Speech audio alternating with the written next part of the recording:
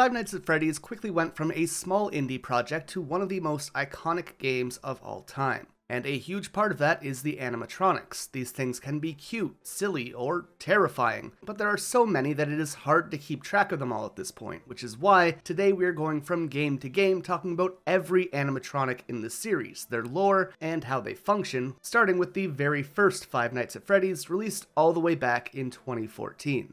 In the original game, you play as Mike Schmidt, a night security guard who, as the game's title suggests, spends 5 nights at Freddy Fazbear's Pizza. Your job is to monitor the store's animatronics who get a bit quirky at night, which is to say they try to kill you. Ralph, the previous guard, explains that they believe you are an endoskeleton without a suit, and so they want to stuff you into one to make you complete. However, we learn throughout the course of the game and the rest of the franchise that these animatronics are actually possessed by the spirits of children who were killed in the missing child incident by Fazbear Entertainment co-founder turned serial killer William Afton, who would stuff their bodies into animatronic suits. And now those spirits are trying to take revenge by killing any adult they come across.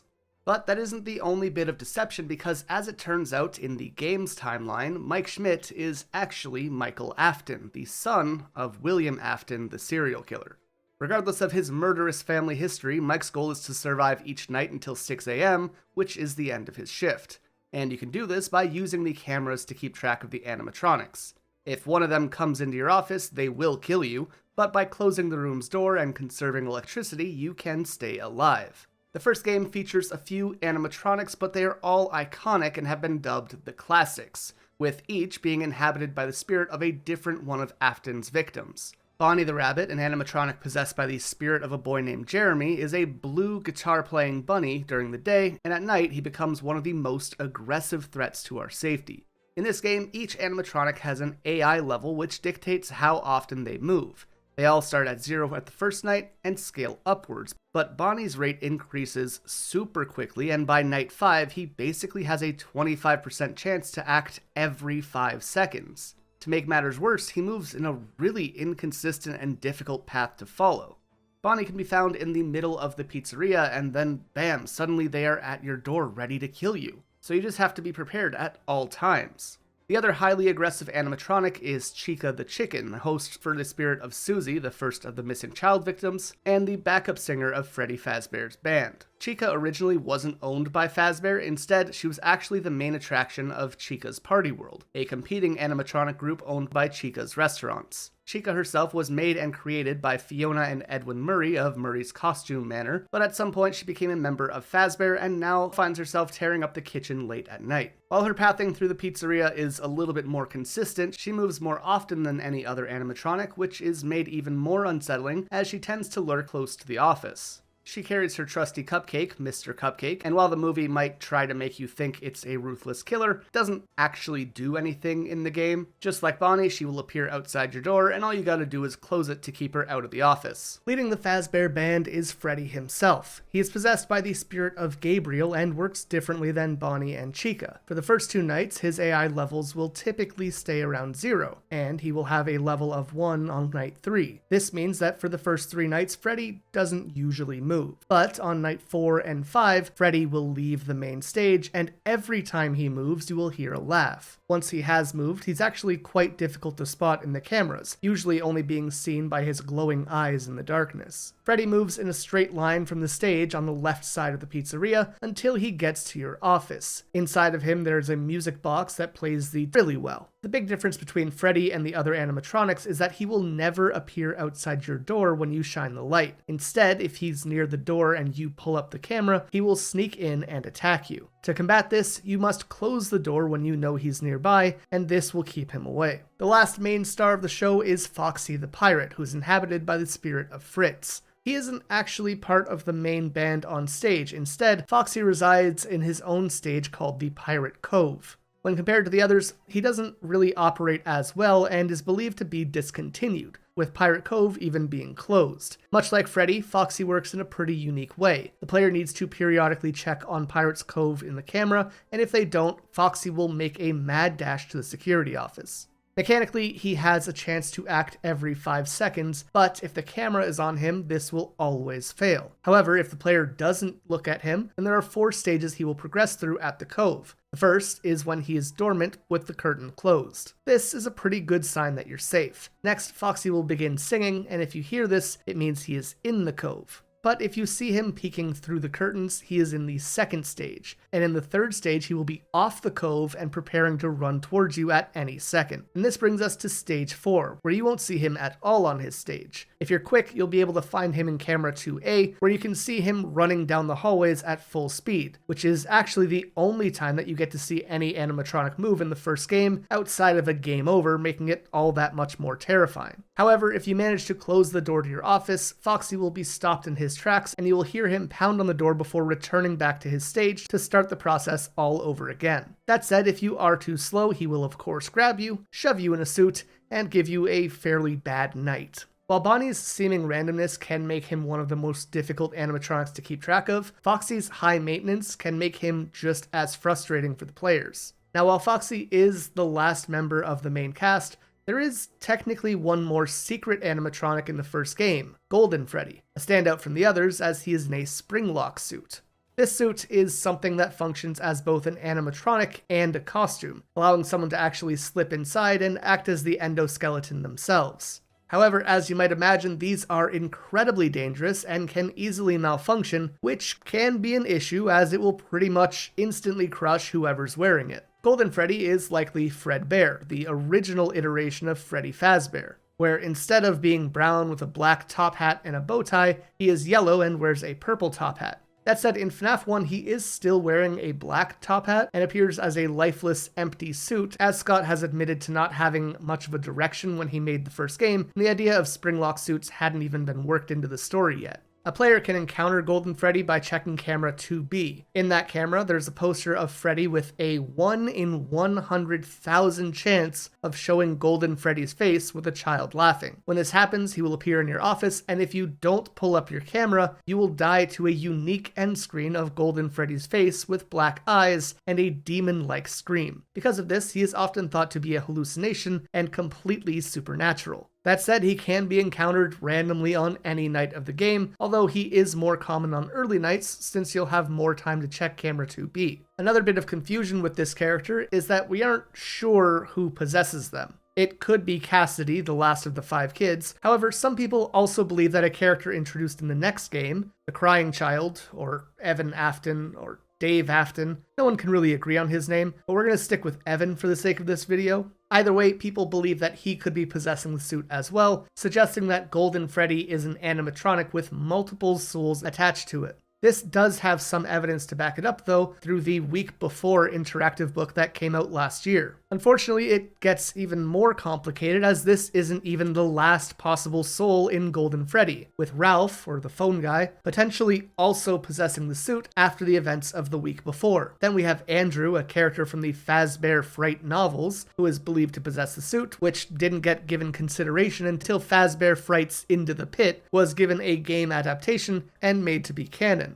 Not to mention, Into the Pit suggests that Andrew was an unknown 6th victim of the missing children incident. And lastly, in the Silver Eyes trilogy, Michael Brooks is yet another child said to possess Golden Freddy, and retcons him into the missing children incident as well. As you can see, this topic is still pretty complex and messy despite 10 years of lore. Whichever you decide to believe though, whether it is one of them, 2 of them, or all of them is completely up to you. Now, there is technically one more animatronic that I'll mention just in case people get mad about me ignoring it, and that is Endo-01. Which is quite literally just an endoskeleton. It sits on the table in parts and services and sometimes will look at the camera, but it doesn't present an actual threat to the player outside of maybe giving them a small scare. Once you've managed to outwit all of these animatronics though, Night 7 comes and goes, and you are fired for being a security guard for, quote, tampering with the animatronics, general unprofessionalism, and odor. Which brings Five Nights at Freddy's 1 to a close and leads us into the second game and all of its animatronics.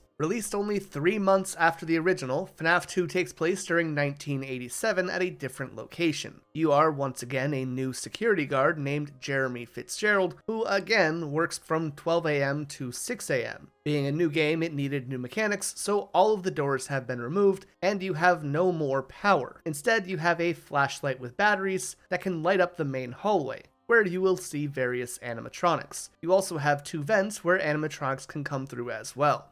This game also offers a panic sound that echoes whenever you're in danger. When an animatronic enters the security office, you have to throw a Freddy mask onto your face, which makes the animatronic think that you're one of them. And I will preface out the gate that many of the story elements that take place in this game have either been retconned, abandoned, or expanded upon immensely after the game came out. The missing children incident happened in 1985 at a Freddy Fazbear pizza location we never see. Because of this incident, the location closed down, and they had to open a new one in 1987, which is where this game takes place. And of course, with a new pizzeria comes a new set of animatronics. However, our first set of new animatronics actually comes from the remains of the original group, as their suits are able to be found in pieces in parts and services, and have been dubbed the Withered Animatronics, each of which is still inhabited by the spirit of the same kids from before. Withered Bonnie's body is the most whole, but his face and eyeballs have been ripped. Unlike FNAF 1, Bonnie's path is linear and doesn't involve him teleporting around the pizzeria. He'll start in parts and services, pop into the hallway, and then before he enters your office, he will crawl through the left air vent.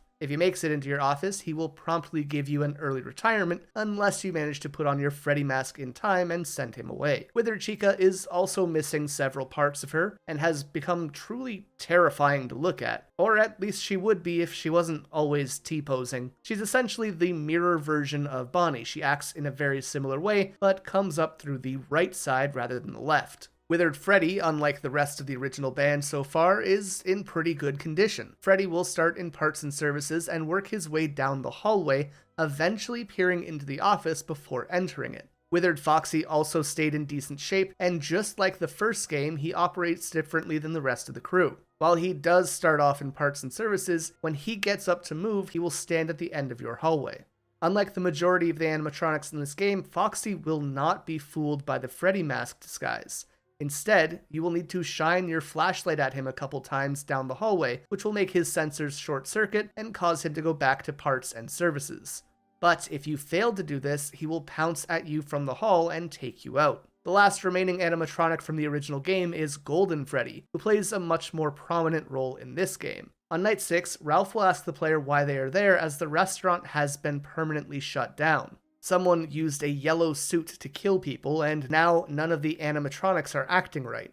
The suit used for this murder was Golden Freddy, and the person who wore it was William Afton, this time in an event called the Dead Children Incident.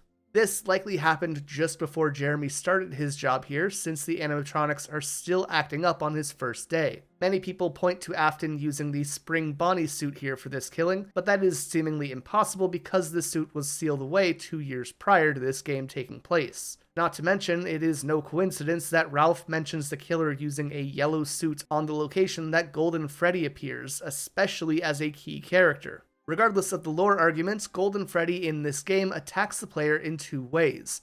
The first is similar to the original game, with him appearing slumped over in your office. To get him to leave, you put on the Freddy mask and he will slowly evaporate away. The second way is when you flash the light down the hall, you will see a gigantic floating Golden Freddy head. If you shine it again, the head will begin to fly towards you. To make them go away this time, you need to not shine the light on him. Because of both of these strange attack patterns, it is heavily believed that while there is a Golden Freddy suit on location, the one that attacks is actually a supernatural one. Outside of the Wither group, we have a plethora of new animatronics, like the toys, who are all possessed by unnamed victims of the Dead Children incident. The incident in the Save Them minigame appears to have 5 children, suggesting that each of the toys is possessed by a correlating child. That said, these possessions are never mentioned or discussed again after this game.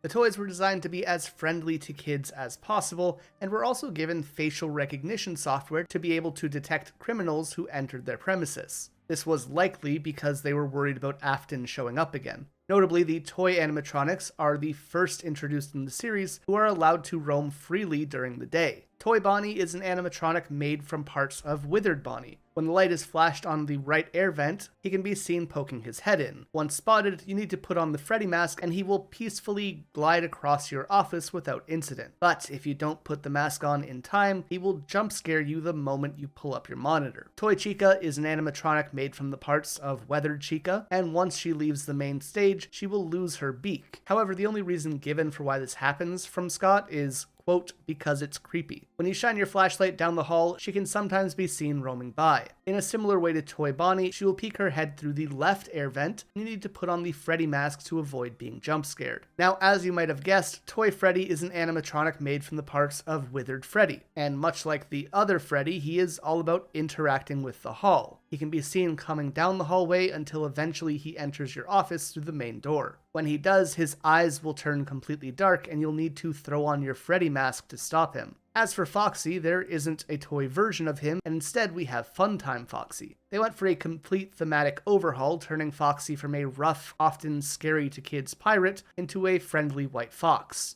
To try and further push this new Funtime Foxy, they placed them in the Kids Cove, where kids could play with Foxy as much as they liked. However, what they didn't expect was for kids to tear Foxy apart as much as they did. In fact, this happened so often that they eventually gave up fixing him and dubbed the animatronic as Mangle. Mangle appears to be a combination of multiple different animatronics, as in later games they speak in many different tones and voices. It is easy to tell where they are in the building as they give off a loud radio-like sound. He will appear hanging in the hallway but will attack the player through the right air vent. When they poke their head into your office, you will clearly be able to hear the radio-like noises and must put on the Freddy mask to make them leave. If you don't, Mangle will enter the office and sit on top of your desk, at which point they will randomly reach their head down to bite you. As a result of the toys being allowed to roam freely, the year that the game is set in, and Mangle biting the player's head, many people believe that this animatronic is the one responsible for the infamous bite of '87.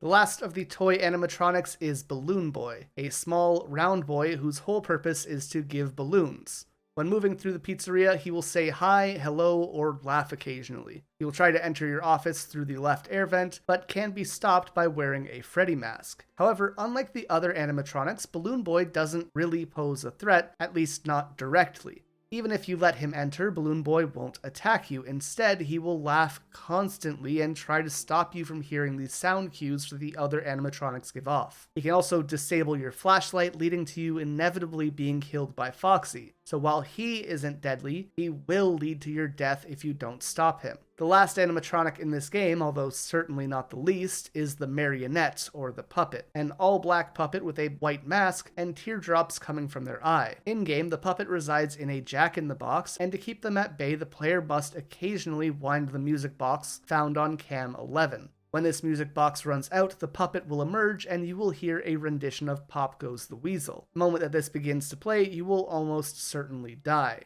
with the puppet lunging at you through the hallway similar to how Foxy does. This puppet is haunted by Charlotte Emily, who was Afton's first victim in 1983 and is the daughter of Henry Emily. Henry was the co-founder of Fazbear Entertainment alongside William, as well as the creator of most of the animatronics and the spring-lock suits. Afton lost his son Evan in 1983 due to the Fredbear animatronic biting down on his skull, and as a result, he became so obsessed and frustrated with how Henry seemed to be able to live a happy life with his family that he decided to make Henry feel some of his pain by killing Charlotte outside of a Fazbear location, demonstrated through the Midnight Motorist and Security Puppet minigame. The puppet was originally made by Henry to keep track of his daughter, dubbed Security Puppet, and after finding her corpse outside, the puppet collapsed onto her due to the weather. The strong emotions that Charlotte felt as she was dying allowed her to possess the puppet, and from here her spirit would take pity on Afton's other victims and bind their souls to animatronics so that they could get a second chance at life, as well as the first chance to take revenge. Sometime after Charlotte's murder, Afton noticed how odd the puppet seemed to act and began to investigate. This is what led to his discovery of Remnant, a haunted metal infused with the memories and strong emotions of those who died near it. This discovery became his main motive and what led him to committing all of these crimes. Now, with this backstory, in combination with the puppet claiming to be self-aware in Ultimate Custom Night, it becomes quite confusing as to why it is that the puppet attacks the player, since they have nothing to do with Afton. Even to this day, there hasn't really been an explanation given by Scott, and there aren't really any solid theories on this inconsistency either. So let me know your thoughts on it in the comments down below. But that is it for the main animatronic threats. Now it is time for the secret little guys that you can find in this game. The first is JJ, a female version of Balloon Boy who apparently has a 1 in 1,000 chance of showing up under your desk. However, when she does show up, she doesn't attack the player or provide any in-game function. The next secret is Endo02, who, like Endo1, was quite literally just an endoskeleton meant to be used for the toy animatronics. 02 has either a 1 in 1,000 chance to show up in the left vent, or a 1 in 10 chance to be in the prize corner, though it does not provide a threat to the player similar to JJ. Because 02 is meant to be used in the toys, it too roams the pizzeria, but since it isn't possessed, it has no reason to attack. Now these next two animatronics' appearances are pretty strange. The first is Shadow Freddy, a purple version of withered golden Freddy that appears in the parts and services room. He has a 1 in 200 chance of spawning in, but he also doesn't attack the player or do much of anything. Many speculate that he is the manifestation of the wicked acts committed by Afton, and later became Nightmare in FNAF 4. Shadow Freddy comes back several times through the series, but most prominently we will see him in the FNAF 3 minigames. The other was formerly known as Shadow Bonnie, but is now referred to as RWQ FSF ASXC. Try saying that 3 times fast. This is an all-black version of Toy Bonnie that has a 1 in 1 million chance of showing up in your security office, making it the rarest Easter egg in all of the Five Nights games. When he does show up, he will stare at you and your game will crash. To avoid this, you need to open up your monitor until he disappears. While he serves minimal purpose in the game, he does reappear in later titles, and is believed to be the manifestation of Afton's agony. The last we have here isn't an animatronic, but I feel we do need to include it. It's the Paper Pals. This is a set of 3 paper crafts that sit in Party Room 4, but have a 1 in 1,000 chance to appear in your office on the walls. How they move here is unclear, but they do appear several times in the franchise, like in FNAF 3, FNAF World, Ultimate Custom Night, and Security Breach Ruin. After this, Jeremy Fitzgerald would receive his check and be moved to the day shift, where he would be replaced by Fritz Smith, who also is then fired for the same reasons as Mike Schmidt. Shortly after the events of the game, FNAF 2's location would close down permanently, the toy animatronics for the most part would be scrapped, and Fazbear would be moved back to their original location, going on to refurbish the withered animatronics into the classics. When that location closed, no one in-universe would hear anything Fazbear related for 30 years, which is when the next installment of the franchise takes place. It would only be 5 months later when Five Nights at Freddy's 3 would be released. This game takes place in 2023 at Fazbear Fright, an in-universe haunted house meant to capitalize off the interest of Freddy Fazbear Pizza and the missing children incident, as by this point all of those events are merely urban legends. The location is filled with old animatronic parts and suits, memorabilia, arcade machines, and was so dedicated to their craft that it was built in the first location, as we learn in The Secret of the Mimic. Who we play as is never named and truthfully could be anyone or no one. Unlike the previous 2 games, there is no form of power or batteries. Instead, you have to keep track of the location through the maintenance system, things like audio devices, camera systems, and ventilation. Depending on which of these systems go down, you will lose access to what you can see, what you can hear, or even the oxygen in the room, causing you to black out. You have no door to protect your office. Instead, you will need to play audio in various locations to keep the threats in your building away from you. You can, however, close doors in the vents to keep them from crawling into your office. Night 1, there is actually 0 threat in the building, but on night 2, the staff of the building opens a room that was sealed off, discovering a real, authentic animatronic that had been left to rot, Springtrap. Springtrap was originally Spring Bonnie, the other Springlock beside Fredbear or Golden Freddy. Again, killing Charlotte and noticing that the puppet was likely possessed by her, Afton began to look into and experiment with Remnant. Since she has carried on after death, Afton then speculated that Remnant could be crucial in discovering immortality. To continue experimenting and learning about this, Afton would target unsuspecting children at Fazbear locations, luring them into the Spring Bonnie suit and then killing them. Then he stuffs them into suits themselves and put them as close to their endoskeletons as possible. After the first 5 kids went missing, the suit was sealed away in a safe room in 1985. When Fazbear Entertainment moved back into the first location after the bite of 87, Afton once again had access to his precious suit. Sometime after the 1993 location closed from the first game, Afton would return on a stormy night and harvest the remnant, destroying every animatronic in the process. What he didn't realize, though, is that by doing this, the spirits of the children would apparate, cornering him to finally enact their revenge. Panicked, he hopped into his trusty Spring Bonnie suit, laughing at the children. However, the rain made his suit unstable, leading the locks to malfunction and pierce his skin as he begins to quickly bleed out. Here he was left to be forgotten, eventually having the safe room sealed away while he was still inside. But dying in the suit did give him exactly what he was searching for: immortality. And ultimately he became Remnant and possessed Spring Bonnie. His body seemed to have aged or decomposed in strange ways, likely due to the Remnant, as we learned through the Dead by Daylight collaboration that his corpse had been mummified. He was locked in that safe for 30 years, but now that he's back out, he is out for blood. Springtrap in games will often try to hide in the shadows or corners of cameras, making him very difficult to see outside of his glowing eyes. And he actively seems to be aware that you are watching him. To keep him away from the office, you can play an audio cue of Balloon Boy using the monitor. When you do, he'll go to that room to investigate, likely because he assumes that there are real children in that room. Sometimes he will crawl into the vent, and when he does, you will have to seal that vent's path to stop him from reaching you. And if he does reach the front window, you are just not surviving. And when Springtrap kills you, he delivers probably one of the worst jump scares in the entire franchise.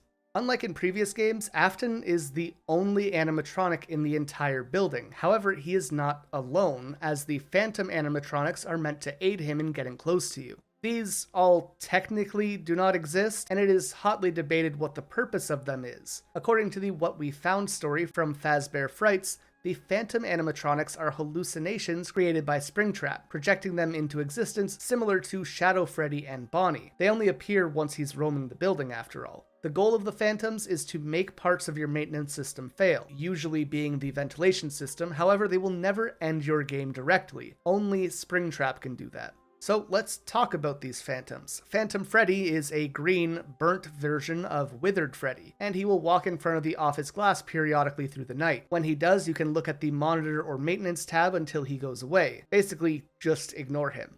If you do look at him while he's going across the hall, though, he will appear in your office and jump scare you, causing a ventilation error. Following suit, Phantom Chica is also a green, burnt version of the classic Chica with glowing irises. If you check Cam 7, sometimes you will find her face on one of the arcade screens. You'll need to quickly change to a different camera when you do, otherwise she'll appear in your office and again cause a ventilation error. Next up, Phantom Foxy, who again, a burnt version of Withered Foxy. He will sometimes just appear in your office, right in front of the box of toy animatronics. You'll need to either turn away from him and back to your monitor, or quickly open your monitor to make him leave. But if you hold the screen on him for too long, or try to brute force past him, he will jump scare you, and say it with me, cause a ventilation error. That brings us to Phantom Mangle, and as you can imagine, a burnt version of Mangle. Occasionally they will appear on Cam 4, and when they do, if the player doesn't swap to a different camera quickly, they will pop their head over the office window, playing a super loud version of their radio sounds. After this happens, an audio error will be triggered. Following that, we have the Puppet, who makes a return as a Phantom Animatronic, which again, burnt puppet. She will appear in camera 8, floating in the middle of the room. If the player doesn't swap to a different camera, she will appear in your office, forcing down your monitor and blocking your view until she leaves, which can take a pretty good while. And on top of that, she will cause a ventilation error as well. And our last Phantom for this game is Balloon Boy. Again, a burnt version of Balloon Boy. Balloon Boy has a chance to appear on any camera, taking up the entire screen. Just like every other Phantom in the game, if you move to another camera, you will be fine. If you don't, unlike his first appearance in FNAF 2, he will actually jump scare you in this game.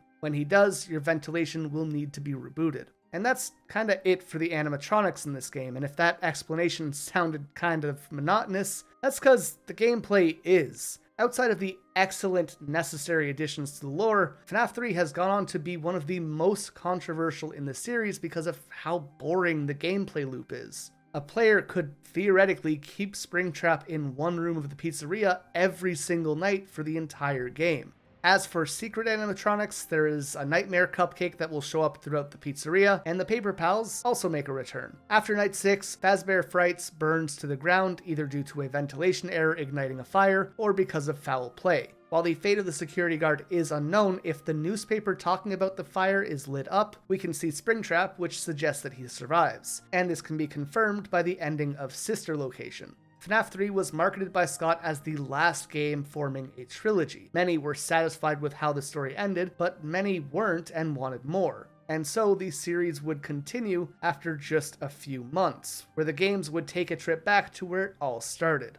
Released only 4 months after FNAF 3, Five Nights at Freddy's 4 surprised everyone when it came out. It takes place in 1983 with the minigames focusing on Evan or Dave Afton, because he seems to have 2 names in the continuity for some reason, but he's more often known as the Crying Child. He is deeply afraid of the Springlock suits at his dad's pizzeria location, Fredbear's Family Diner, because he believes he saw someone being eaten by one of the suits. In reality, that person was just getting into the Springlock suit themselves. Outside of the minigames, we play as Michael Afton, who is having nightmares, imagining that he is his brother, confirmed to us by the character encyclopedia and the survival logbook. Instead of a security office, we are in a child's bedroom, with our nightmares infesting the building. To keep them away, we have to go to the doors and listen. If you hear breathing, you need to close the doors, but if you don't, you'll have to keep scouting. And if you don't hear the breathing, I don't blame you, it can be super quiet. There are also other things we have to do, but I'll explain as we go by each animatronic. As previously mentioned, the animatronics are figments of our dreams, hence the name, the nightmares. Outside of Mike Afton's dreams, these animatronics do not exist, so none of them are possessed. Although it is a little bit complicated since they do show up in Ultimate Custom Night. The first abomination that haunts us is Nightmare Bonnie. He's a horrific, exaggerated version of classic Bonnie. He resides exclusively in the left hallway of the house, and when a player hears him breathing out their door, they need to slam it shut. If they don't, he'll jump scare them shortly after. The nightmare in the right hallway is Nightmare Chica, a horrific version of classic Chica. They're even equipped with a nightmare cupcake to fit. She functions exactly like Bonnie does, the only difference is that sometimes instead of scaring you herself, she will use her cupcake. Both Chica and Bonnie are active from nights 1 to 4. Now that said, the hallway isn't the only place that threats can show up. Nightmare Foxy can jump out of your closet. He'll become active starting the second night and doesn't originally start out in your closet. He can be seen down both hallways and will run down the hallways similar to how he did in FNAF 1. And if the player fails to keep him out, then he will sneak into the closet where he will remain for the rest of that night. Also similar to the first game, once he's in the closet, he will have a few phases. First phase is simply just a Foxy plush being in your closet, meaning that you're safe. In the second phase, Foxy will be standing upright in your closet. This doesn't need to be addressed urgently, so feel free to do other tasks, although you can close the closet to turn Foxy back into a plush. The third phase will have his face being visible as he is in a clear crouch. This is when it becomes pretty urgent and you should definitely close the door if you can. Then, in the fourth phase, Foxy peeks his head out of the closet and will begin to growl at you. Here, you need to close the closet door. If you don't, he will immediately proceed to phase 5 when you leave, leading him to going out of the closet and jump scaring you.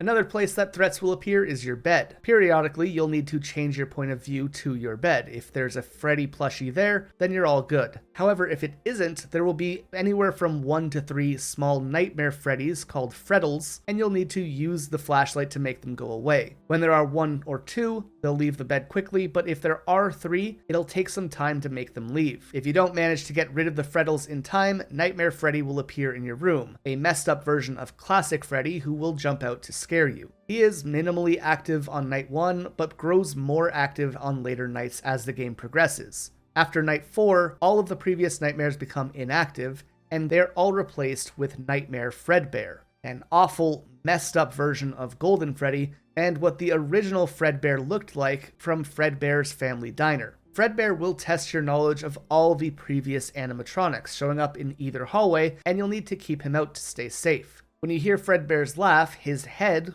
yes, just his head, will appear on the bed or the closet. You'll need to shine the light at his head until he disappears, or close the closet depending on where he goes. However, if you hear footsteps with him laughing, That means that he could be anywhere in the house. After night 5, night 6 has the first 4 nightmares active until 4 AM, where they will again be replaced by Nightmare Fredbear. Then on night 7, Nightmare Fredbear is replaced with Nightmare in Nightmare mode, a completely black, somewhat transparent version of Nightmare Fredbear, who is the incarnation of Shadow Freddy, or William Afton's wickedness. Unlike Fredbear, when in the halls, Nightmare will appear right at the door, so you'll need to be quick to actually close it. When Nightmare laughs, he'll appear on the bed or in the closet sometimes. He has a 10% chance of performing a fake laugh movement as well. If you fail to do any of these, Nightmare's face will appear on the screen playing a metallic sound, leading to a reboot of the game.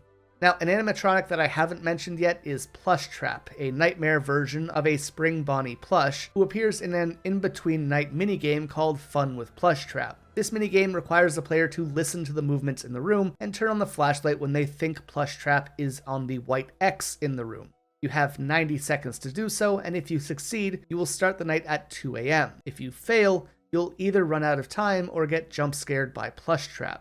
On Halloween, a holiday-themed update was released. It provided no major gameplay changes and instead gave reskins for already existing animatronics, meaning they all function the exact same way as before. These included Nightmare Jacko Chica, Nightmare Jacko Bonnie, Nightmare Mangle, Nightmare Yanette, and of course, Plushtrap is replaced with Nightmare Balloon Boy, all of which are pretty horrific and terrifying versions of their former selves. FNAF 4 would end with Michael Afton and his group of friends jokingly putting Evan in the jaws of Fredbear, but what they didn't expect is for the jaws to actually clamp down on his skull, killing him instantly. Filled with immense guilt, this would haunt Michael for the rest of his life, and would be the driving force for all his actions in the series. This location would be closed shortly after, scrapping the spring-lock suits and creating Freddy, Bonnie, and Foxy while later purchasing Chica. And ultimately they would open Freddy Fazbear's Pizza. However, as Henry didn't know that Afton killed his daughter, he was allowed to stay at the company as well. FNAF 4, much like the third game, was marketed as the final chapter in the series, and it really felt like it. There was a movie planned to tie up loose ends, books began production to help this story make more sense, although they didn't really help, and Scott released a thank you on his website with all of the animatronics, creating FNAF World as a fun spin-off project. While many patiently waited for the books to roll out and news about the movie, something completely unexpected happened shortly afterwards. Bringing the franchise out of retirement once again, Five Nights at Freddy's sister location would release a year and a half after Five Nights 4, making it the first game in the franchise since the original to have a decent amount of development time behind it, and it really shows. Sister location is regarded by many as easily the best in the entire franchise, and it is the first game to step away from the typical FNAF style of sitting in an office and fighting off animatronics. After the missing children incident, which occurred in 1985, Afton wasn't sure if Freddy's would ever open house again, but he still wanted to experiment with Remnant. So he established Afton Robotics LLC and then opened Circus Babies Entertainment and Rental, where he built the Funtime Animatronics. All of the Funtimes are extremely advanced, including full functional AI personalities that can think for themselves unless certain conditions apply. They also have moving faceplates to allow for easier maintenance. Unlike the other pizzerias, this location was underground and the animatronics were specifically made to capture or kill children. Then, sometime after the location from FNAF 1 closed in '93, Afton broke the animatronics apart to harvest their remnant, which is what we learn about in FNAF 3. Even though the Follow Me minigame seems to all take place in one night, in the lore it takes place over many nights, or at least it was retconned to. Afton gathers all the endoskeletons from the classics, melts them down, and then injects their remnant into the Funtimes, animating them and bringing them to life. This means that outside of Circus Baby, who was put separately, everyone else is possessed by a mixture of the missing children. Of course, at the end of FNAF 3, Afton would meet his end and would be sealed away. Now his son, Michael Afton, curious as to where his father randomly disappeared to, begins to try and search for his dad, leading him to becoming the night guard at Circus Babies, as well as our player character for the sister location game. The animatronics act very differently in this game compared to all the others so far. Circus Baby is a small clown girl and the main focal point of Sister Location, who despite how important she is to the story has minimal screen time in the actual game. She comes with some things that many consider to be harmless, like the ability to dispense ice cream, fingertips that can inflate balloons, and the ability to accept song requests to sing any song. However, there's also some things that aren't so harmless, like the claw that she has in her stomach. When a child is alone and close to her, she will lose control of herself, and that claw will reach forward, grabbing the child and pulling it inside. The only time that she ever got to be on stage, she did manage to successfully get a child, although it probably wasn't what Afton wanted or expected. Baby captured his daughter Elizabeth, and after this event, Baby was placed in a sector of her own where she could no longer be allowed on stage. As you might expect, Elizabeth didn't survive, and she went on to possess Circus Baby. While Baby had her own personality through her AI, Elizabeth's spirit gradually became one with Circus Baby, and eventually it seems like she took control of it. Because of this combination, Circus Baby had become incredibly cold, seemingly devoid of emotions, and highly manipulative. She even kidnaps the player by putting us in a spring-lock suit. Baby only had one goal in mind, to escape and go above ground, all so that she could get back to the life she used to live. Now, Circus Baby only appears one time in the actual game outside of voiceovers, and it's on night 5 with a parts and service repair. All you have to do is follow her instructions and retrieve a card so that she can continue to speak to you, giving you instructions on what else to do. However, Baby does not appear in the custom night of this game. And then there is promotional material, where Circus Baby is shown to be accompanied by Bidababs, a group of animatronic babies that appear on night 2. When you hide under the office desk, you have to keep the door closed. Bidababs will peek at you through the door to try and open it, and if they open it far enough, they will jump scare you. Bidababs reappear in Custom Night, attacking only through the vent that is directly in front of you. If you hear metal sounds, that means they are right in the air vent at the entrance, and if you close it, they will leave. But if you don't, they will enter and kill you. Ballora is another of the Funtime animatronics who also has a more sinister purpose than what appears on the surface. She's designed with an audio-active sensor, making her respond to sounds. She has the ability to detect her own balance, along with a collision detector to keep her from running into walls, which makes sense given that she is a ballerina and needs to balance herself. She also has a music box that isn't mentioned in her blueprints. And lastly, she has the ability to deter and distract parents or children, isolating the kids so that they can be easier to kill. On night 2, you'll have to navigate your way through the Ballora gallery. You'll need to move slowly and quietly because if you move quickly, she will come to jump scare you. You can tell if she's nearby due to the aforementioned music box, so when she's close by, just stand still. Ballora reappears in Custom Night as a threat in both of the hallways. You'll need to listen out for that same music box tune, and if it's close, you need to close the door immediately. If you don't close them in time, she will of course jump scare you. And if you run out of power, she's actually the animatronic that will kill you. Ballora is accompanied by mini-rinas, which simply are just smaller ballerinas.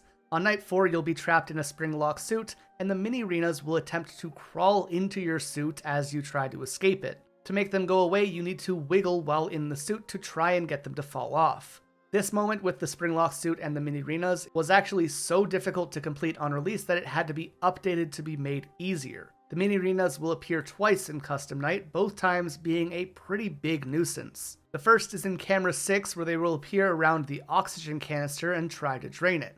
To make them go away, you have to give them a controlled shock. If you don't, similar to FNAF 3, your screen will go black and you won't be able to see very well. The other mini-rinas show up in your office and cover your screen while laughing, making it both hard to see and hear audio cues. What can make this more frustrating is that while sometimes one may show up to 5 can show up on your screen at any given time. And there is absolutely no way to make these things go away. You'd kind of just have to suck it up and deal with it. With that though, we can move on to Funtime Freddy, a pink and white version of Freddy Fazbear with a Bonnie hand puppet who was made with intentions similar to Circus Baby. He has a proximity detector to see how many children are in the area.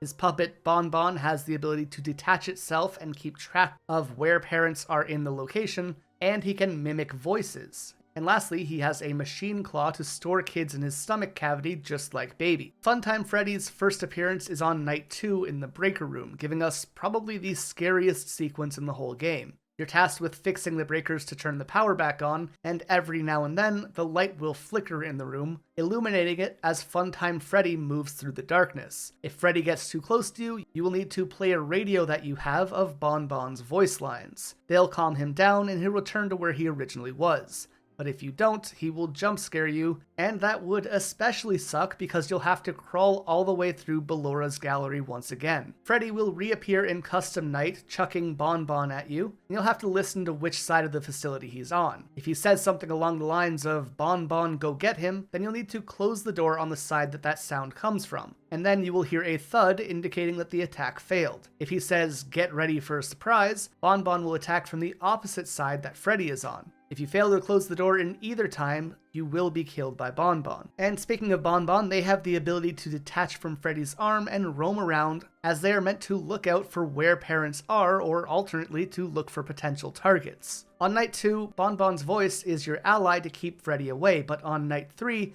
you'll come face to face with Freddy again. This time, Freddy isn't the threat though, as he is inactive, and you'll simply need to repair him. Instead, Bon Bon is the threat. You'll need to keep track of him with your flashlight and boop the black button on his body to subdue him for little bits at a time. And of course, you need to keep doing this until the repairs are done, or Bon Bon will get you. Bon Bon does return on Custom Night, but since we've already talked about that with Freddy, I won't mention it again here. What I will talk about is a Custom Night exclusive, a pink version of Bon Bon called Bonette. Bonette has the same purpose of tracking people, and in Custom Night, she will shuffle across your screen starting from the left. You'll need to boop her nose to deactivate her, otherwise once she gets across your office, she will jump scare you. And that brings us to the last poster child for this game, Funtime Foxy, a pink and white version of Foxy. This one works in a very similar way to Intact Mangle. Foxy has a very sensitive light sensor, can copy voices like Freddy, and has the ability to repeat phrases it hears. It has a scent release feature for some reason, and it also has a floor anchor allowing it to grab onto people and firmly hold them in place. On night 3, to get to parts and services,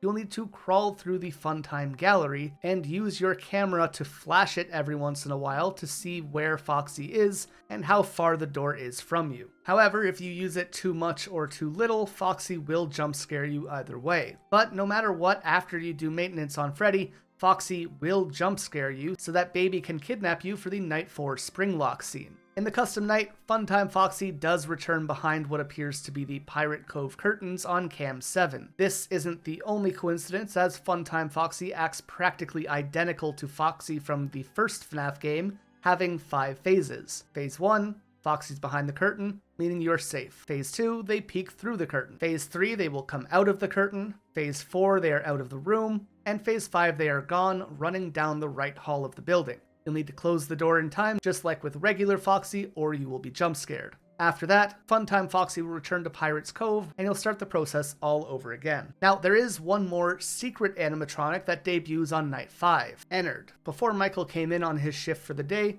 all of the animatronics gathered in the scooping room to remove their endoskeletons from their suits. After that, they would take pieces of themselves and combine them together to form a new endoskeleton abomination, with Baby being the lead intelligence. Together, they share one goal: to take you, Michael Afton, and place you in the scooping room to have your insides removed. And then Ennard would be able to slip into Michael, making him a human skin suit. All of this in pursuit of Baby's dream of being able to leave the facility once again. They've tried to leave before, but because they are animatronics, they are caught quickly. But with Michael as their skin suit, they should be able to easily escape, and that is the canon ending of the game. After completing a minigame, if you disobey Baby's instructions and go to the private room, you'll be met with a security office playing the core FNAF formula for the first time in the entire game. Here, you have to keep Ennard away from you until 6 a.m. Every time you hear a loud squeak-like sound, Ennard has moved. You'll need to keep track of where he is and close the door to not let him into your office. At first, he'll move slowly, but as the night progresses, he will get faster and faster. Since Ennard is a combination of all of the animatronics, they have the ability to mimic their voices. In night 5, Ennard will speak to you the entire night pretending to be Baby. Once you're in the private room, Ennard will plead with you as Baby to let them in, and later in the night, Ennard will speak to you as Elizabeth Afton. When 6 a.m. hits, you'll think that you're safe back at home, but then that illusion is crushed when Ennard drags himself into your house. Since the canon ending of the game is Ennard wearing you as a skin suit, we watch after every custom night is completed as the person Ennard is inside of slowly decomposes, becoming purple as their skin rots from the lack of organs, yet miraculously surviving since the scooper injected remnant into their body, making him immortal. As for the other animatronics introduced in Custom Night, we have Yendo. Yendo does appear in the main game through Easter eggs on Night 3 and 5,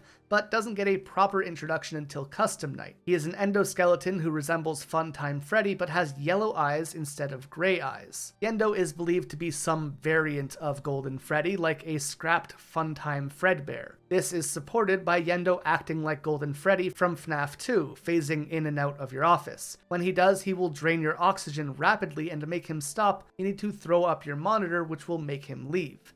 If you don't, he will jump scare you eventually. Another animatronic appeared as an Easter egg in the main game who got a proper role in Custom Night is Lulbit, a recolored version of Funtime Foxy with black eyes. In the main office is where Ennard's mask usually lies until Night 5, but rarely that mask can be replaced with Lulbit's face. In the Custom Night itself, Lulbit functions in a way very unlike any other animatronic in the game's history. When his face appears on the TV in front of you, you'll need to type LOL with your keyboard as quickly as possible. If you don't, your entire screen will be replaced by Please Stand By, with Lulbit's face on it, making it where you can't open or close the monitor, the vents, or interact with any of the doors until you type LOL. And the last animatronic of the game is Electrobab, which is a Bidybab with glowing eyes. That's the only difference. Electrobab will appear in one of the closets, typically the one opposite of Funtime Freddy. You can tell they're there when a warning sign shows up next to the power percentage,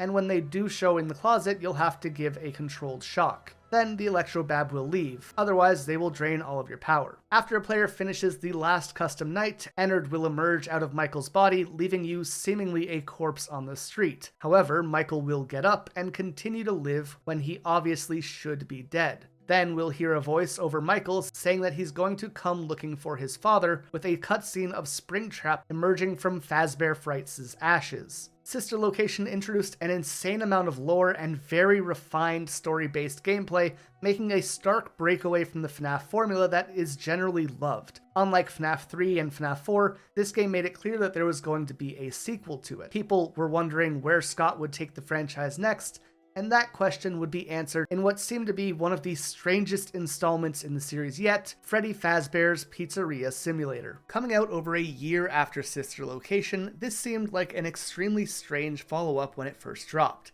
Many dismissed it at first as a joke installment similar to FNAF World, but that very quickly proved not to be the case. In fact, at the time, this game was meant to be the end of the entire story of FNAF. Take a shot every time we've heard that so far. In Pizzeria Simulator, you once again play as Michael Afton, this game following the events of FNAF 3, meaning it is in 2023 or 2024. By day, you run your own franchise of Freddy Fazbear's Pizza, building it to your heart's content and with all types of fun, silly minigames. Every night, a scrapped animatronic is at your door. You have the option to put it back outside or to attempt to salvage it and earn extra money to further upgrade your pizzeria. If you salvage it, no matter what, that animatronic will be loose in your pizzeria from that point on. So at night, you have to finish the tasks for your pizzeria while trying to survive attacks from the very animatronics that you let in. This endeavor of Michael is backed by Henry Emily, who wants to gather all of the animatronics and pieces of Fazbear's awful history in one location to end it all. This game introduces a ton of animatronics, so bear with me here. They're easiest to separate by groups, so we'll start out with our guide, Helpy. Helpy is a small version of Funtime Freddy. They appear primarily in the Tycoon Simulator part of the game, meant to guide you through what you do, giving you a way to play many of the minigames, working through lawsuits with you, and more. At night, he appears on top of the monitor in your office, and Helpy provides no real threat outside of just being a cute little guy. From there, we can talk about the Rockstar animatronics next. All of the Rockstars only appear in the Tycoon section part of the game. Therefore, they also provide no threat to the players, and none of them are possessed. The first is Rockstar Freddy, which almost seems like a combination of Withered Freddy and Toy Freddy. He is meant to lead the band and be the main singer. Then we have Rockstar Chica, an appearance that was kind of big since she wasn't in Sister Location at all. She's a combination of Withered and Toy Chica, but instead of her having her iconic cupcake in this game, she is meant to play the maracas in the band. Rockstar Bonnie is a combination of Withered and Toy Bonnie, playing a sweet electric guitar in the band. Rockstar Foxy is the first time in the whole series that we see a version of Foxy that isn't run down or torn up. He looks very clean and is accompanied by a green parrot who sits on his shoulder. For the first time in the series, Foxy isn't subjected to his own corner of the establishment. Instead, he gets to join the band and plays an accordion. From there, we can move to these salvageable animatronics. The first one to appear in the whole game is Scrap Baby, a version of Baby through miscellaneous parts and pieces. Sometime after the events of Sister Location, Baby and Elizabeth were kicked out of Ennard, leaving her to have to rebuild herself to keep moving forward. She is lured to the pizzeria where she roams around at night and will come into your office. Every animatronic that's trying to kill you acts the same way in this game. They're attracted to sound. To keep them away, you'll need to play audio throughout the facility. Otherwise, they will hear your air conditioning or your computer and they will come and find you. Molten Freddy is another of these salvageables, who is what Ennard has become. After ejecting Baby from Ennard, the main personality became Funtime Freddy, so Molten Freddy draws something adjacent to his mask. Molten Freddy is believed to be a combination of all 5 souls of the missing children, and they will, of course, come to try and kill you. Out of all the animatronics in the game, though, Lefty is a new addition who is probably the most interesting of them all. He's a black version of Rockstar Freddy that is missing his right eye. Lefty can either be purchased from an auction in-game for $1, or he can be found through the salvage. Lefty was created by Henry to capture the puppet and bring her back to this location, and the name Lefty is actually an acronym for Lure, Encapsulate, Fuse, Transport, Extract. Henry's plan would actually prove to be successful as the puppet is inside of him for the entirety of the game. Accompanied with his ability to capture her, his left eye has a sensory output that emits a frequency to keep the puppet calm, and a dream wand that plays a lullaby to further help with that. However, because he holds the spirit of Charlotte inside him, he is aggressive and will try to kill the player. The final salvageable is Scrap Trap. After the events of FNAF 3, since Springtrap received damage through the fire, it is suggested that he found parts to rebuild himself to hide his rotting corpse inside. Unlike Springtrap, you can very easily see parts of what is supposed to be human skin or skulls through this animatronic's head. The design for Afton underneath this suit is absolutely appalling, since Cawthorn wasn't the best at sculpting models of humans, and Scraptrap overall is regarded to be a big downgrade from Springtrap. And much like the other salvages, Scraptrap will try to kill you. And that brings us to some silly guys included in this game, being Trash and the Gang, which is exactly what it sounds like, a group of garbage turned into entertainers. We have Bucket Bob, who is some sticks tied together with a bucket as its head, who is also wearing oven mitts. Pan Stan is sticks tied together with a pan on its head. Mr. Can Do is a garbage can with 2 wooden planks for arms and a balloon as its head. Mr. Hugs is an old vacuum cleaner with eyes and arms. And last, but absolutely not least, is a milk crate with googly eyes and 2 number 1 sports hands. None of them are possessed, and technically they're not even animatronics, but despite being gags, they do become recurring characters. Then we have Mediocre Melodies, a group of animatronics you can buy before being able to get the Rockstar animatronics. We learn in Secret of the Mimic that these guys were created by Fiona Murray of Murray's Costume Manor, and later stolen by some employees alongside Afton in an effort to put MCM out of business. Fazbear Entertainment wasn't too interested in the designs, so instead, these ex-MCM employees founded Stan's Budget Tech. Much like the other Tycoon animatronics, outside of Lefty, none of the Mediocre Melodies are possessed. The lead of the Melodies seems to be Orville the Elephant, who is in the middle of their badge. He is an orange elephant who is a magician. Then there's Pig Patch, a country-inspired pig who plays the banjo and has heterochromia. Singing for Pig Patch is Happy Frog, who is, well, a happy frog. Ned Bear is the group's bear, and he comes off as a very silly little guy. He has a top hat attached through a spring, a red tie, and appears to have a lazy eye. And the last member of the gang, who is probably the most iconic in the fandom, is Mr. Hippo. He's an entertainer that is meant to be Orville's right-hand man and best friend. While he is very popular, it's for a different game. In this one, he doesn't really do that much. Yet another group in this game is the Posh Pizzeria, who are all animatronics that did not originate from Fazbear. These are also, once again, only available in Tycoon mode and are not possessed. The first is El Chip, a mandolin-playing Spanish beaver. They are seemingly inspired by Mr. Chipper, a character from one of Scott Cawthorn's previous games. In-universe, though, he is from El Chip's Fiesta Buffet. When he's at a Fazbear location like this one, he is meant to be a cameo for that restaurant. The next is Music Man, who appears to be a fun-time animatronic. He has spider legs, a big head, and holds a cymbal that he smacks together. Music Man, while having a minor appearance in Pizzeria Simulator, would go on to be a major player in future games.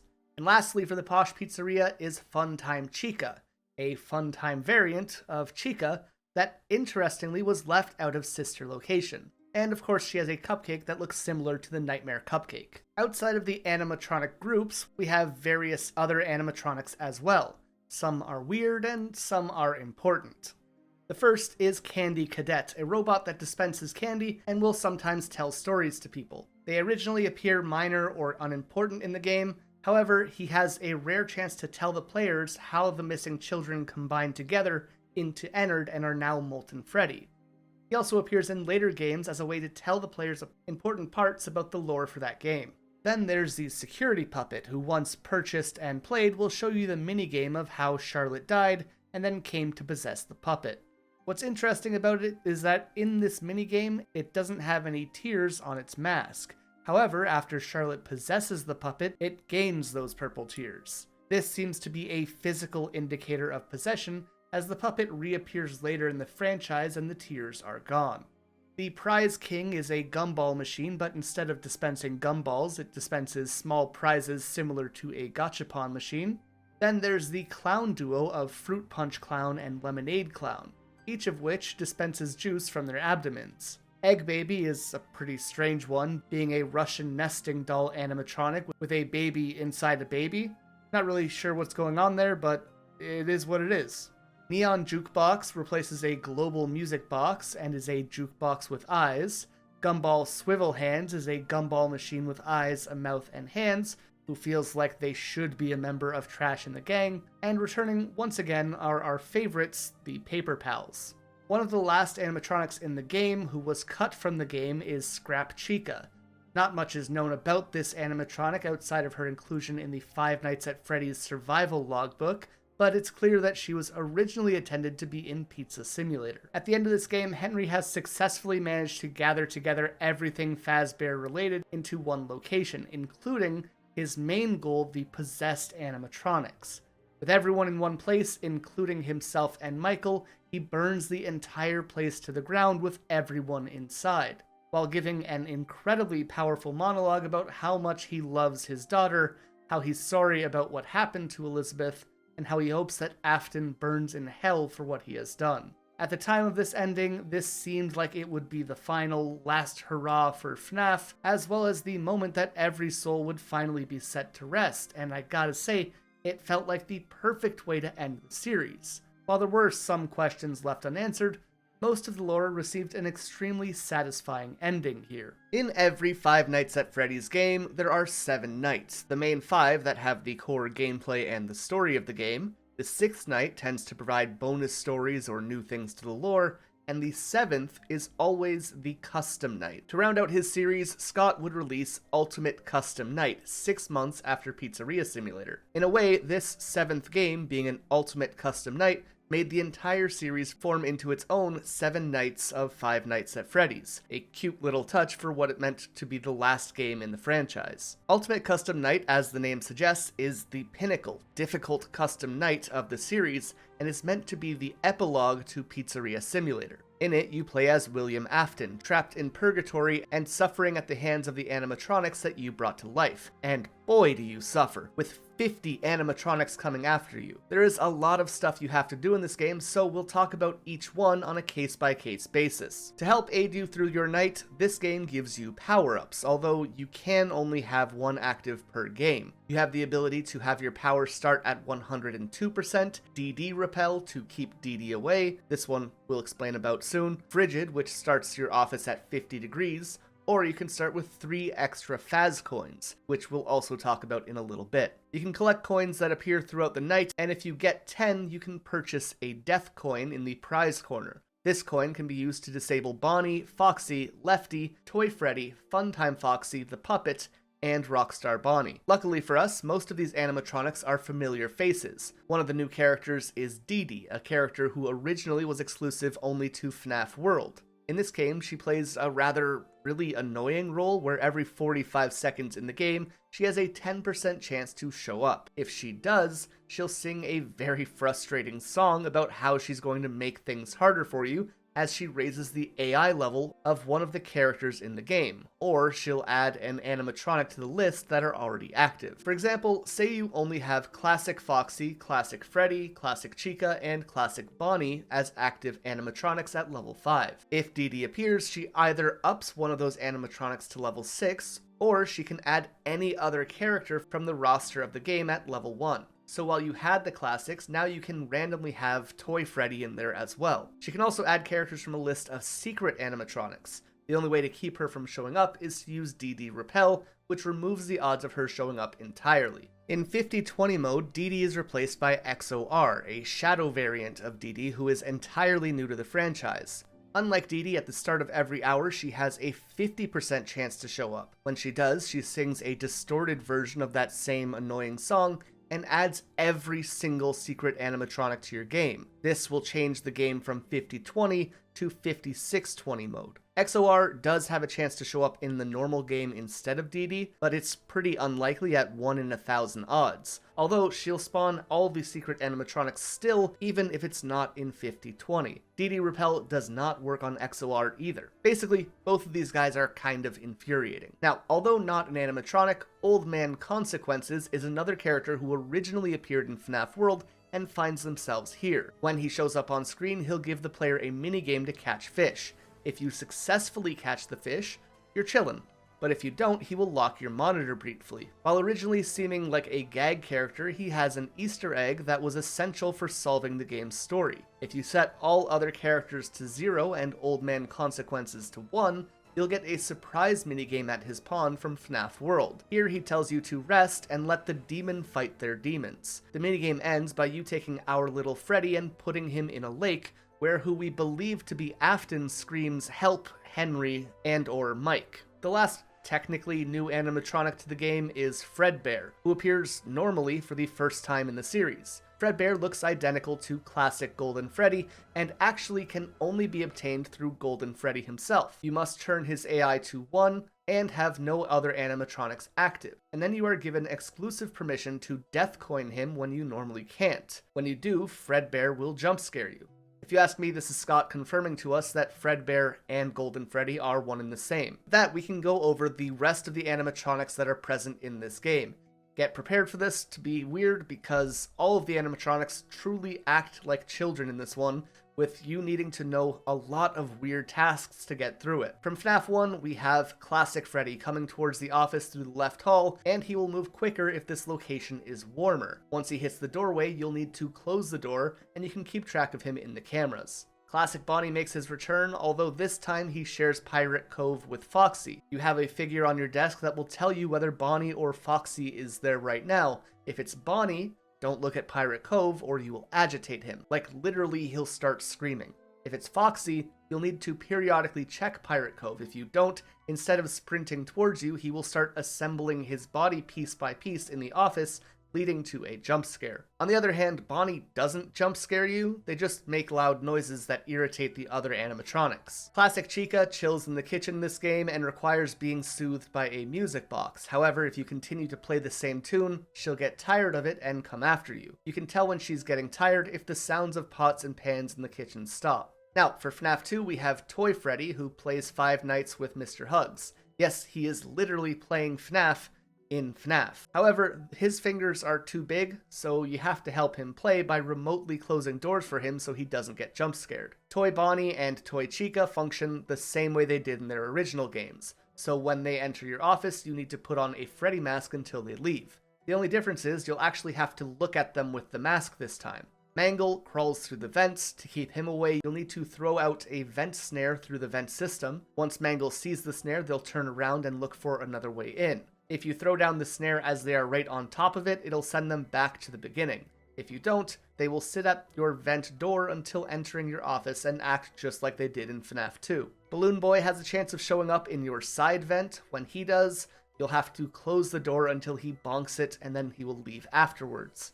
Otherwise, he'll come into your office and disable your flashlight, making considerable noise as he does. JJ also makes a return in this game with an actual function this time. Just like Balloon Boy, she'll attack you from your side vent. If you don't succeed in keeping her out of your room, she will hide under your desk and disable your doors. As for the withered animatronics, only a few of them show up here.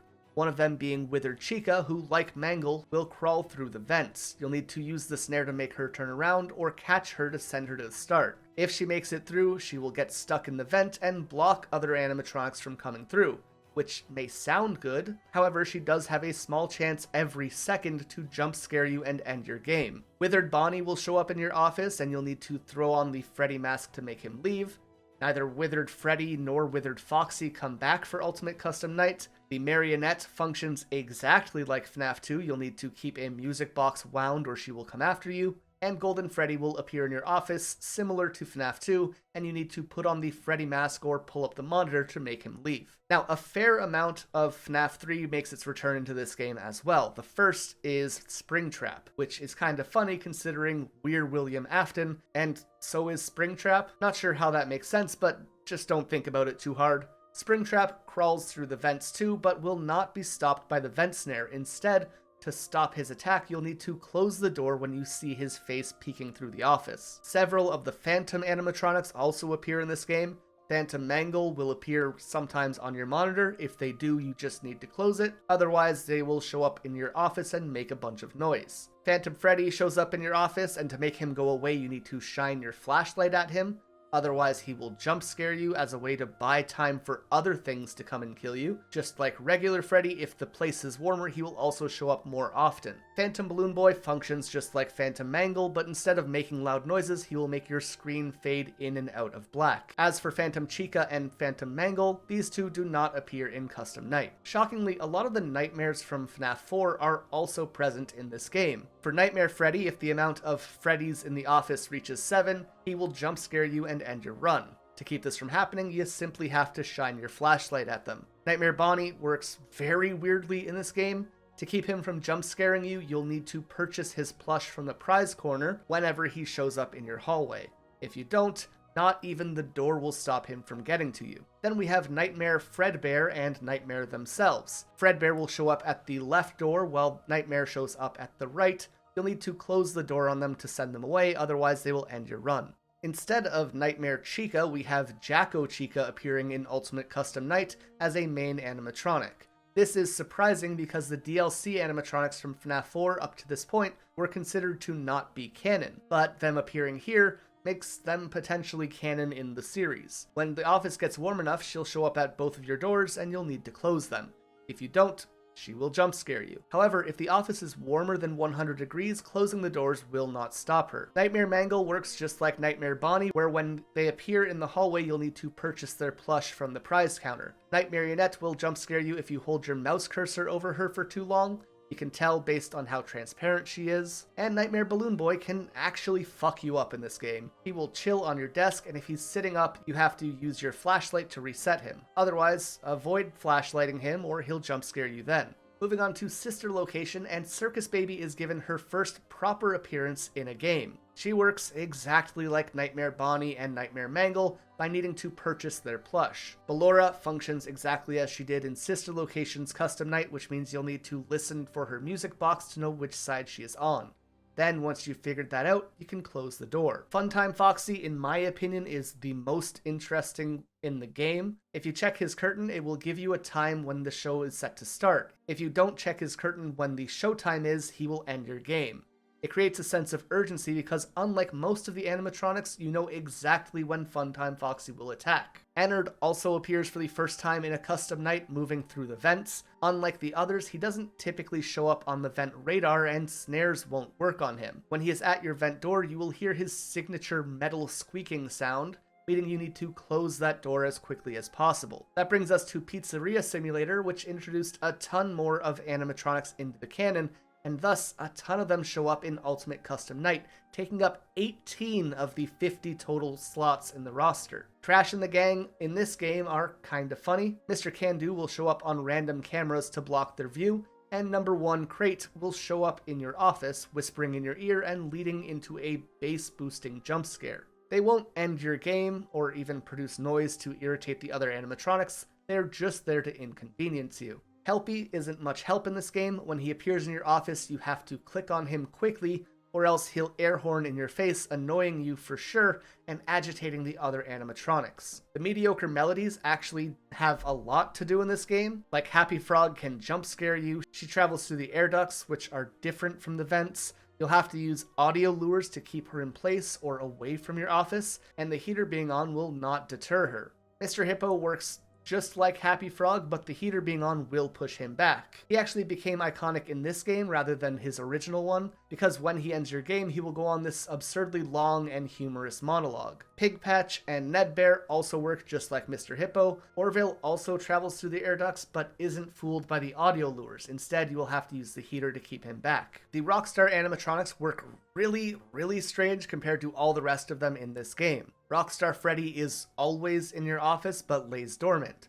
When he activates, he will ask you to give him 5 Faz coins. The longer it takes for you to give him those coins, the more agitated he will get until he jump scares you. If you don't have enough, you can turn on the heater to make him malfunction though. Rockstar Bonnie will appear in your office, and when they do, you'll have to look for his guitar on the cameras. When you find it, click on it and they will leave. Otherwise, he ends your run. Rockstar Chica can attack through either hallway. When she does, double-click the wet floor sign to place it on the ground. If you do, she will not enter your office. Rockstar Foxy's parrot will fly through the room. If you don't click on it, nothing will happen. If you do, he'll offer you a myriad of bonuses. You can get 1% of power, cool the office down to 60 degrees, soundproof the room, or you can get 10 Faz coins.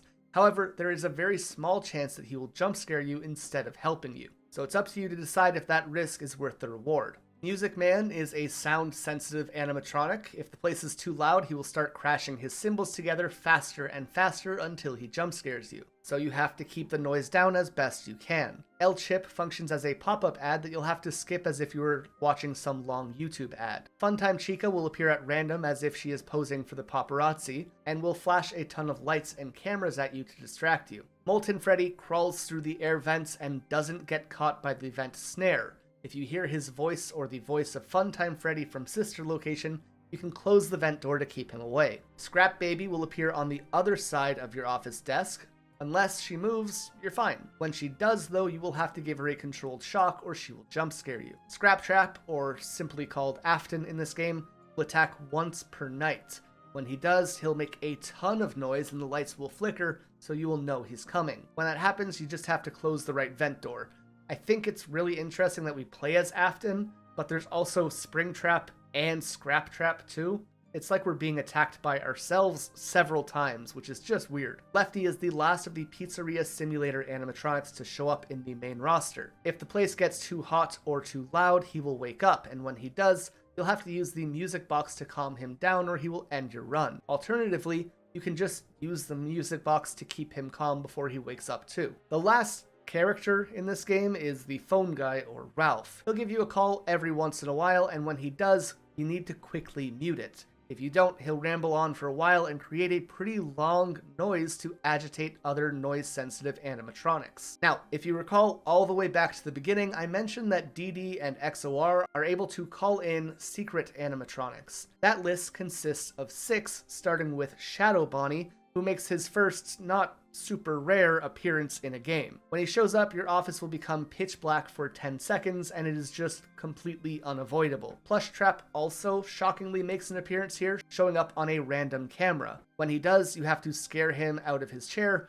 Otherwise, he will jump scare you. Despite not being part of the main roster, Nightmare Chica does still show up in this game as well. Her jaws will slowly start to close on your screen, eventually jump scaring you. To stop her from chomping down, you'll need to turn on the air conditioning. Bonnet shows up despite Bon Bon and Funtime Freddy being absent, and she'll do exactly what she did in Sister Location's Custom Night. Mini Renas will appear just like they did in Sister Location's Custom Night as well to block your screen. And the last secret animatronic is Lulbit, who will appear on your screen with a please stand by card, blocking you from doing anything and adding on heavily to the noise meter. Just like in Sister Location, you will need to type LOL to make her go away. Ultimate Custom Night has an abundance of silly cutscenes like Bear on Vengeance or Toy Chica's high school years. Once you've seen all of them, you'll be met with an end credit screen of Golden Freddy. For the first time in the series, we see it moving and twitching just like Springtrap did in the trailer for FNAF 3. Its eyes will be black and glowing as it fades backwards into darkness. Pizzeria Simulator was the end to everything, with Henry burning it all down and hopefully setting them free. What we didn't realize or plan for is that there is a vengeful spirit inside of Golden Freddy, one that will torture Afton for as long as it can. Even if Old Man Consequence says to leave the demon to its demons, whatever this vengeful spirit is will not rest and will continue to torture Afton. So, Ultimate Custom Night seems like the perfect epilogue to what already felt like a perfect ending in Pizzeria Simulator. Were there unanswered questions? Sure, absolutely. But this felt like it. It felt so clearly like it was meant to be the end of Five Nights at Freddy's. But just like the other two times the story tried to conclude itself, just like Golden Freddy, the franchise refuses to rest. And that leads us to the Steel Wool games, starting off with Five Nights at Freddy's VR Help Wanted. A year after Ultimate Custom Night, Five Nights at Freddy's Help Wanted would be released. The game was a PS4 exclusive using their VR technology, eventually coming out to other platforms as well. It featured 26 minigames, with many being recreations of previous titles in VR. While in the trailers it appeared to just be a compilation of games in VR, it is, in fact, a sequel to the Scott era of games. We play as Vanessa, a beta tester for this game before it launches to the public. Help Wanted is meant to be a recreation of the original games for fun, but also to debunk bad rumors and stories about the franchise from Fazbear Entertainment themselves. Allegedly, Scott is a rogue developer who ruined their image. This makes things really weird canonically, because that means that the original 6 games exist in-universe, with Ultimate Custom Night being questionable canon at most, I guess. And this could affect how true to the canon some of these events are. However, as Vanessa plays the game, she realizes that there is some type of supernatural presence hidden in the code as it watches her in the game. The name Vanessa might sound familiar to some, and that is because she comes back as the main antagonist of Security Breach and is in the FNAF movie. While in the movie she is the daughter of William Afton, there's nothing to directly support that being the case in the games yet, outside of some theories. Although Scott has mentioned that she will be coming back in later games, so it's very likely to happen down the line. Now, because there's so much that's going to be repeated from older games here, I'm going to skip over those because all of the animatronics function in the exact same way in those minigames. Instead, we're going to discuss the new game modes introduced in the game, as well as the new antagonist behind the code. There is a compartment of minigames called the Dark Rooms. While the first 2 are the Plush Trap and Nightmare Balloon Boy minigames from FNAF 4, which this is huge because this game confirms the DLC Nightmare Animatronics as canon, and the last is just the Funtime Foxy interaction from Security Breach. The third is entirely new and called Plush Baby. This game has you at the prize corner defending yourself from plush babies, which are plush versions of Circus Baby, that are possessed. They operate just like the Freddles from FNAF 4, where you need to find them and shine the flashlight onto them until they disappear. When they appear around the room, there will be an obvious audio cue like laughing or voice lines, and they can appear anywhere in the room and sometimes are very difficult to spot, so you gotta be careful. There's also a returning sequence from the Sister Location game being parts and service repair. The repairs you'll have to do will be on each of the classic animatronics, those being tuning Bonnie's guitar, Chica's smell, which is kind of messed up, Freddy's music box, and removal of kid items inside him, and Foxy as a whole. All you have to do is carefully follow the instructions given to you, and if you fail, you're going to have to start it all over again. Later, these games can be replayed in the backlight levels, which can be accessed after completing a few of the base minigames and by flipping a lever next to the monitor. These will turn Bonnie and Chica into neon versions of themselves, which seem to be different from the normal ones since they have their own set of toys. They're just different colorations of their base animatronics though. While Bonnie's level is the exact same, Chica's now has Nightmare Cupcake and gigantic bugs that have to be removed by hand. Freddy now appears to be Shadow Freddy and is surrounded by TV screens and Nightmare Freddy's Freddles, but operates the exact same way outside of the very different visual changes. And lastly, Foxy is now a charred and burned version of himself, with the place being on fire. Another new part of this game is Vent Repair, something that would return in similar forms later on. There are only 2 of them, with one having you fight Mangle and the other Ennard. In these minigames, you will essentially have to follow context clues to solve puzzles. Making excessive mistakes or taking too long to complete a puzzle will result in a jump scare and you having to start over again. The last of these new game modes is Night Terrors, which, while they are recreations of the FNAF 4 gameplay loop, feature entirely new characters. The first gameplay mode is with Funtime Freddy, and he's joined by both Bonbon and Bonnet. Bonnet will appear in drawers in your room to distract you, eventually jump scaring you, although this doesn't end your game. It is just meant to buy time for Freddy. You can stop her from doing this by flashlighting her when you see her, similar to the Freddles. Meanwhile, Bonbon will move down the hallway to try and distract you, similar to how Bonnet does. However, the only person that can actually end your run is Freddy. If he's too close, close the bedroom door to make him go back down the hall. Sometimes he'll appear in the closet. You'll be able to tell when he does if Bonnet pops out of it. When he's in there, you'll be able to close the closet door until he leaves. Nightmarian reappears, which, just like in the case of Nightmare Balloon Boy, is something pretty massive. Originally considered as a non-canon character, appearing in Help Wanted not only marks this character as canon, but would be the beginning of many nods to it potentially having a bigger role in the story of FNAF. Anyways, this minigame has them play a very different role than they did in FNAF 4. They can attack from everywhere. Through the doors, you can spot them down the hall from their glowing eyes. When close enough, you need to close the door. In the bedroom, you'll be able to see tentacles coming from under the bed, the closet, and the ceiling, and they can sometimes appear all at once. To make them leave, you'll just have to shine your light at them. The night after this features Circus Baby and is very different from the other 2. You have to survive from Circus Baby in the closet. She'll roam around the room until she notices you, and her eyes will start to glow red as she charges towards the closet. When she does, close the door until she goes away. You can wait until she's right up against the door before you close it. However, she will attack you if the door is open even the slightest bit. But if you keep the door open for too long, then there are plush babies in the closet with you that will jump scare you anyways. You can figure out a good time to open the door based on how much the plushels are shaking. If it's a lot, and they're making scary sounds, you need to open the door immediately. And last but certainly not least is Glitch Trap. Originally, Glitch Trap was theorized to be William Afton. Again, somehow, Afton returns, I guess. After the events of Pizzeria Simulator, the discovered animatronics had their circuit boards taken and were scanned into the game to help with the animatronic pathfinding.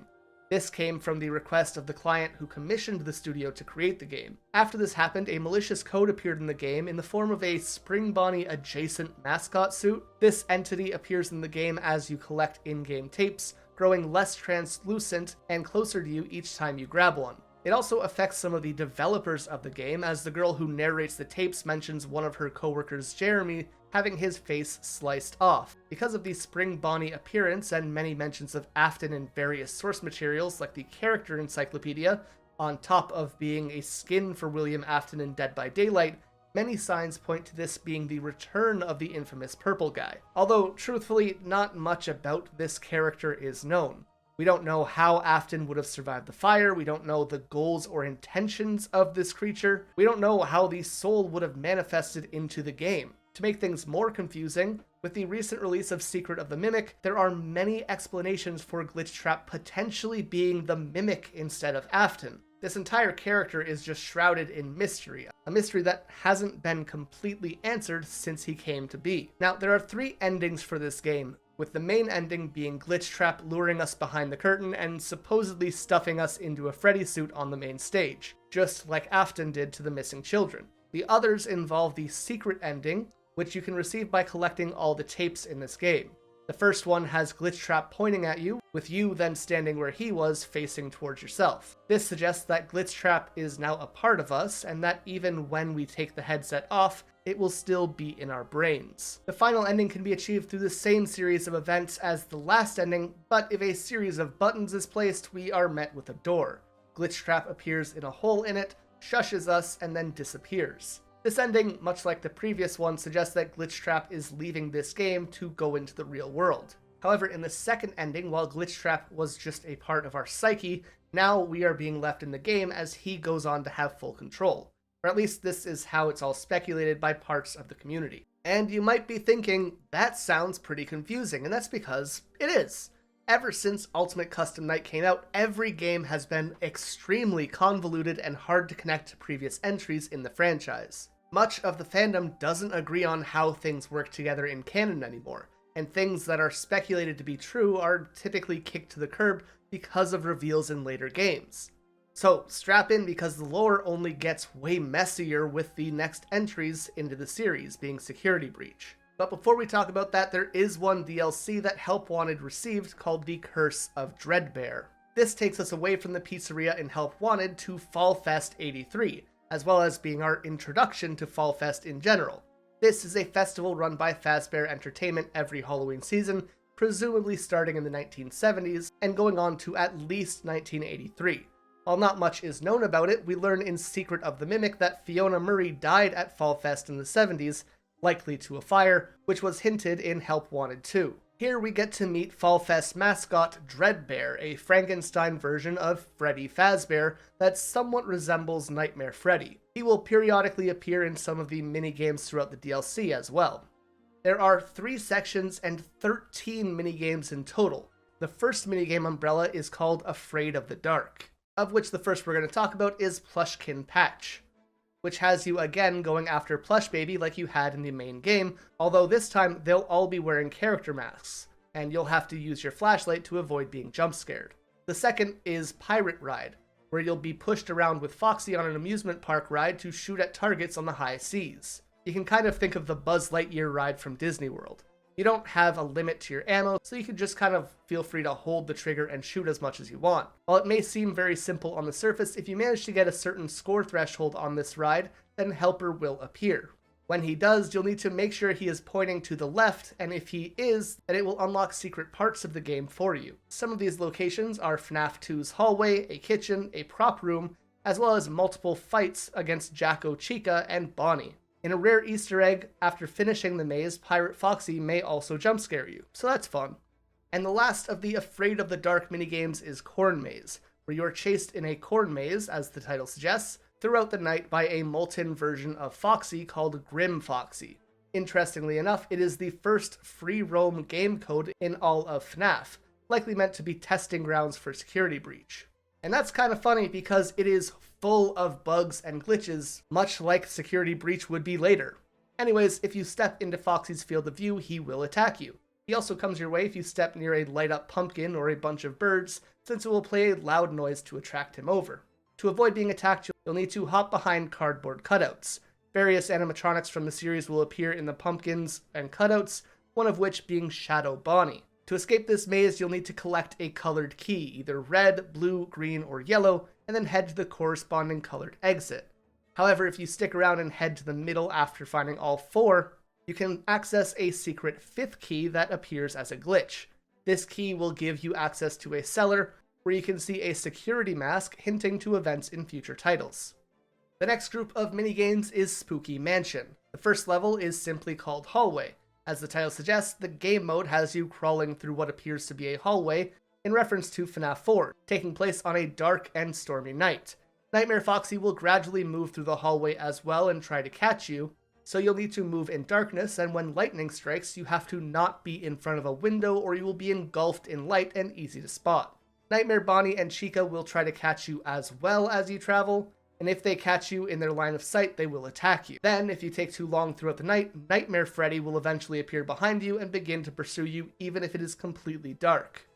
Luckily, you'll be able to tell how close he is by the sound of the frettles.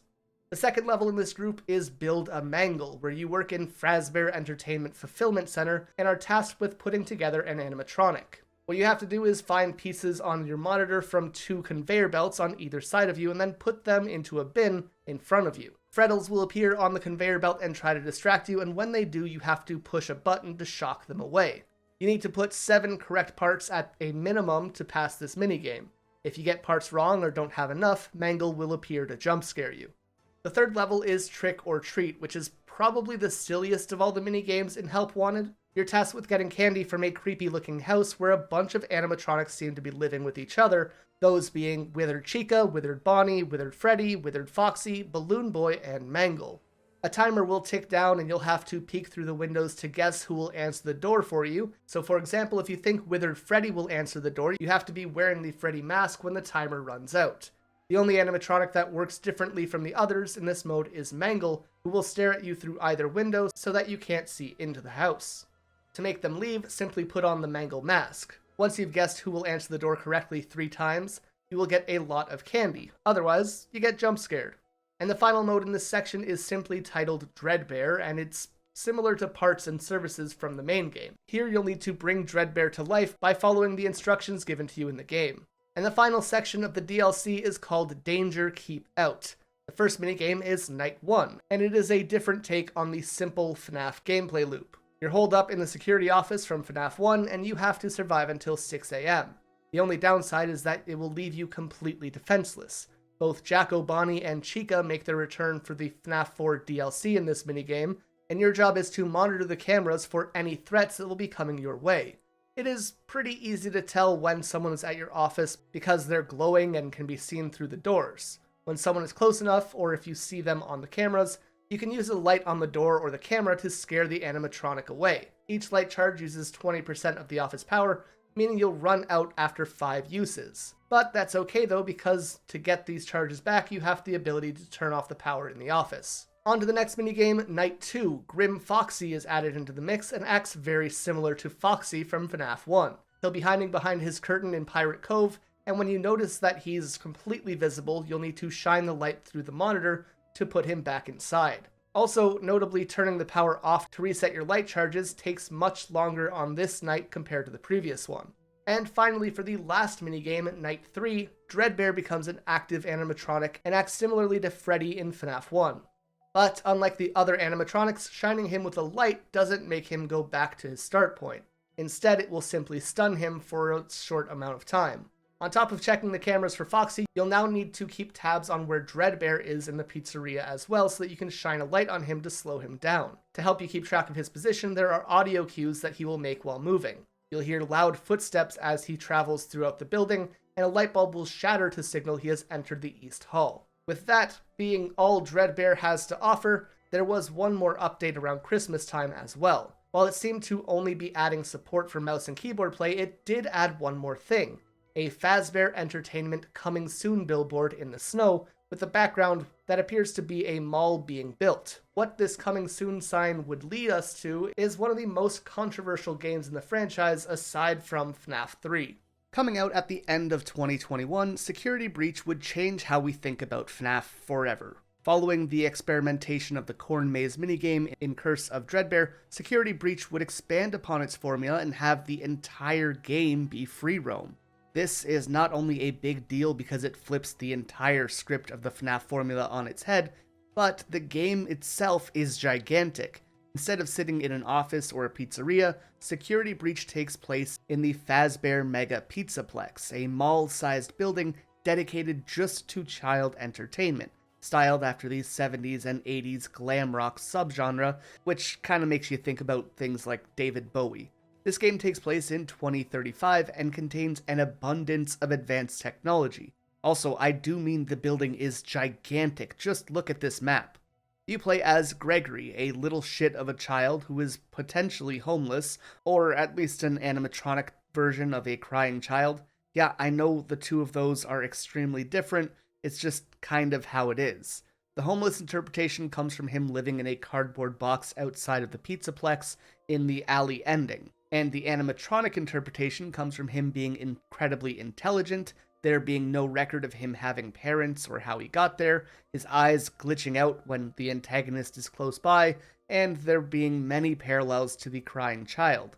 However, not much is really known about who Gregory is or why he is here. And you're going to hear me say stuff adjacent to that several times throughout Security Breach. Scott confirmed in an interview with Dawko that COVID hitting severely messed up the development of this game and leading to them rushing production. The product that we ended up getting is half of the version that Scott and Steelwool wanted to do, meaning that the game is extremely far off from being finished, and you can really feel that, especially with the story and the lore. On stage, Glamrock Freddy malfunctions and is placed in safe mode. He comes to with Gregory in his stomach and the rest of his band and the Night Guard wanting to capture him. Due to him booting in safe mode, Freddy will do his best to help you escape the Pizzaplex. You can hide in his stomach cavity to be completely unseen by most animatronics in the game, and you can upgrade him by taking parts from other animatronics to progress further throughout the game as well. Decommissioning Chica will give you her voice box, allowing you to stun other animatronics. Decommissioning Roxanne will give you her eyes and allow you to see items through walls, and for you to see Vanny with Freddy. And finally, decommissioning Monty will give you his claws, allowing you to break through chains and access new areas. However, Freddy needs to charge or he'll run out of power. When he does, he will turn on you and end your game. It's often believed that Glamrock Freddy is possessed by Michael Afton, the protagonist for most of the Scott games, although there isn't necessarily a ton to support that. It's very likely that he isn't possessed, and outside of him, none of the other Glamrocks are possessed either. With Freddy's help, you have to tread carefully around the Pizzaplex as animatronics and an evil bunny are trying to capture you. The aforementioned bunny is Vanessa. After the events of Help Wanted, Glitchtrap has corrupted her brain and turned her into a follower of William Afton. She will appear in the game both as a security guard and a white bunny named Vanny, both of which want to capture and likely kill you, as we learn in the alley ending that since Help Wanted, she has killed at least 9 people at the Pizzaplex. As Vanessa, she will simply just patrol around with her flashlight and catch you if you step in her way. As Vanny, she acts in 2 different ways. When you see her for the first half of the game, she will skip towards you and be able to see through Freddy's stomach. In the second half of the game, she will act a lot like other animatronics in the game with limited vision.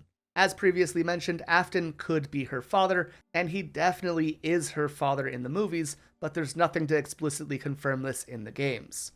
Vanessa is a big part of the controversy of this game because she is incredibly underutilized, having almost no screen time in the game and having very little to her story outside of some tapes. This is a strange decision to make because she is set up as the major antagonist in the advertising, in Help Wanted, and in Security Breach itself, but she does practically nothing, and we know almost nothing about her. In fact, the ending makes her even more confusing, as there's one ending that seems to suggest she has a sister, as she is looking at her corpse from on top of the Pizzaplex.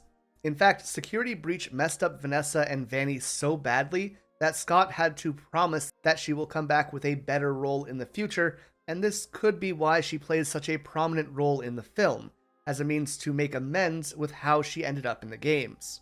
The first antagonist Glamrock animatronic that you'll bump into is Chica. Unlike other games, every animatronic in this game has an extremely advanced AI letting them think for themselves. They have fully fleshed out personalities and more.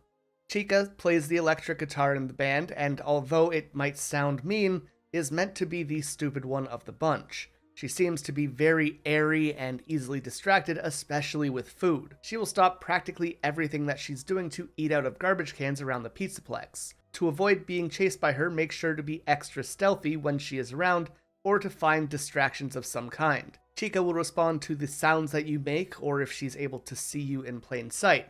If she is chasing you, she will move somewhat quickly, but you can momentarily stun her with a flash from the Faz camera, or a shot into her eyes by the phaser blaster. After decommissioning her and taking her voice box, she will act relatively the same, just look a bit scarier. The next is Roxanne Fox, or simply Roxy. She plays a keyboard guitar in the band and is a female take on the typical Foxy character. Roxy is incredibly self-absorbed and will constantly be complimenting herself. Unlike Chica, who just runs after you, Roxy is faster and will leap at you if she is close enough. Not only will she react to your sounds, but she will also be able to pick up your scent and track you down. However, the Faz camera and the phaser blaster work just as well on her. After decommissioning her, she will lose her eyes. Becoming ugly in her own eyes ruins her so much that she will continually sob and chase you with rage. Not being able to see you though, she will move faster, more unpredictably, and jump more often, all while relying completely on her sense of hearing. And the last of the gang is Bonnie. Oh, wait, no, it's Montgomery Gator, more commonly known as Monty. He plays the bass in the band and seems to be incredibly violent. Your first introduction to him is merely only the sound of him completely trashing his room, and this destructive attitude only gets more intense as the game progresses.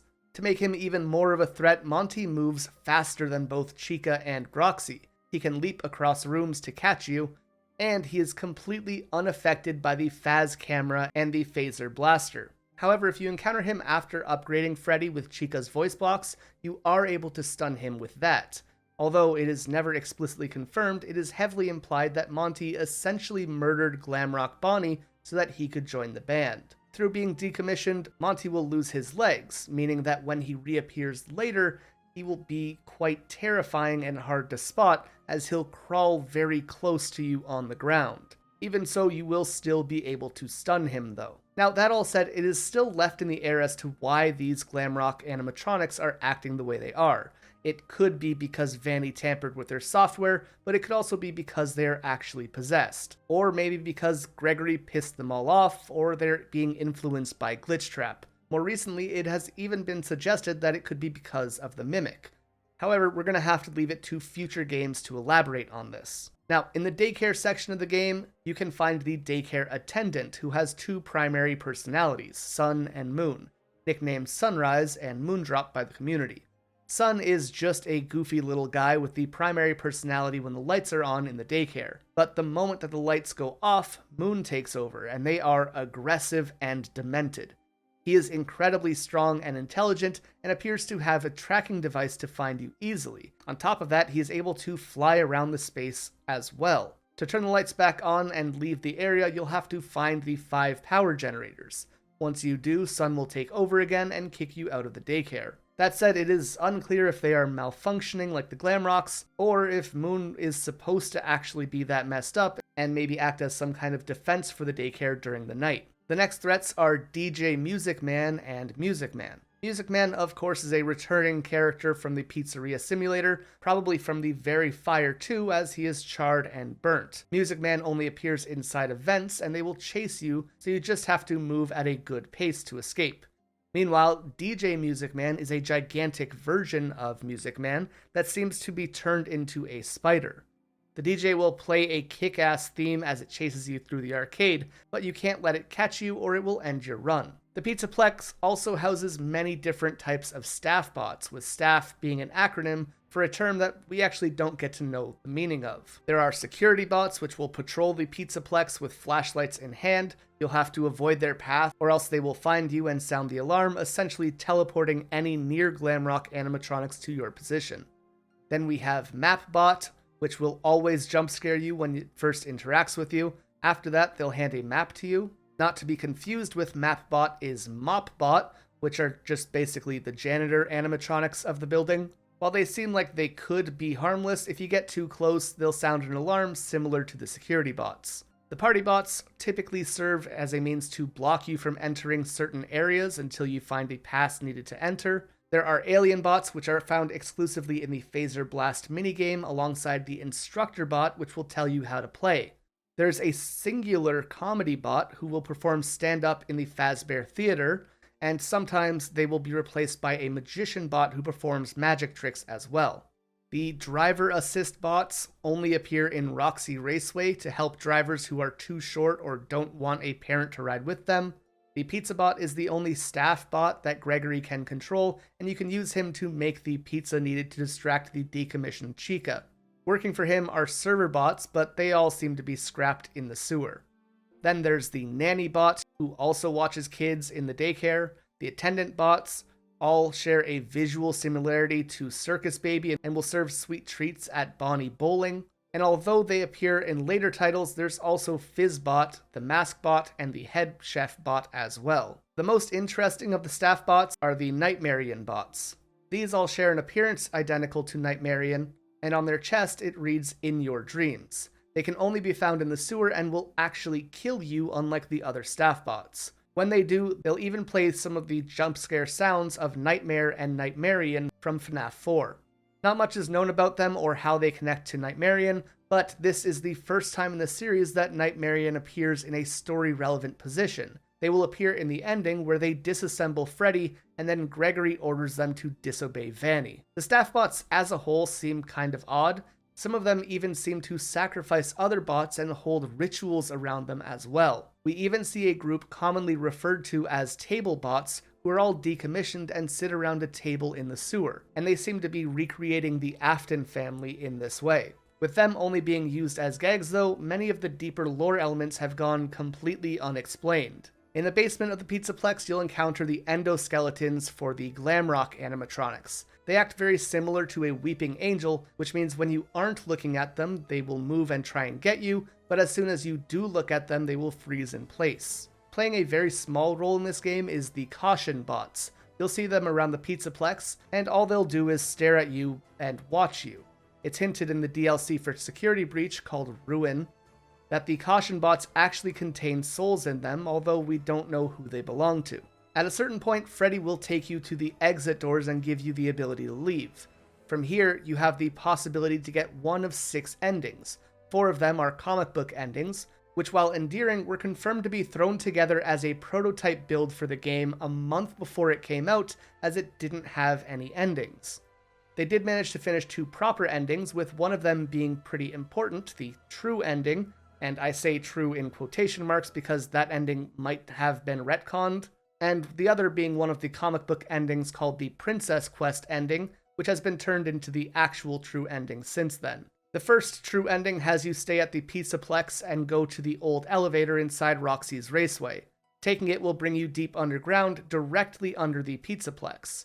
Here you will find the remains of the pizzeria from Pizza Simulator, alongside an entity called the Tangle and Burntrap. Burntrap is somehow the return of William Afton, with his barely hanging together body being seen in between the gaps of the suit.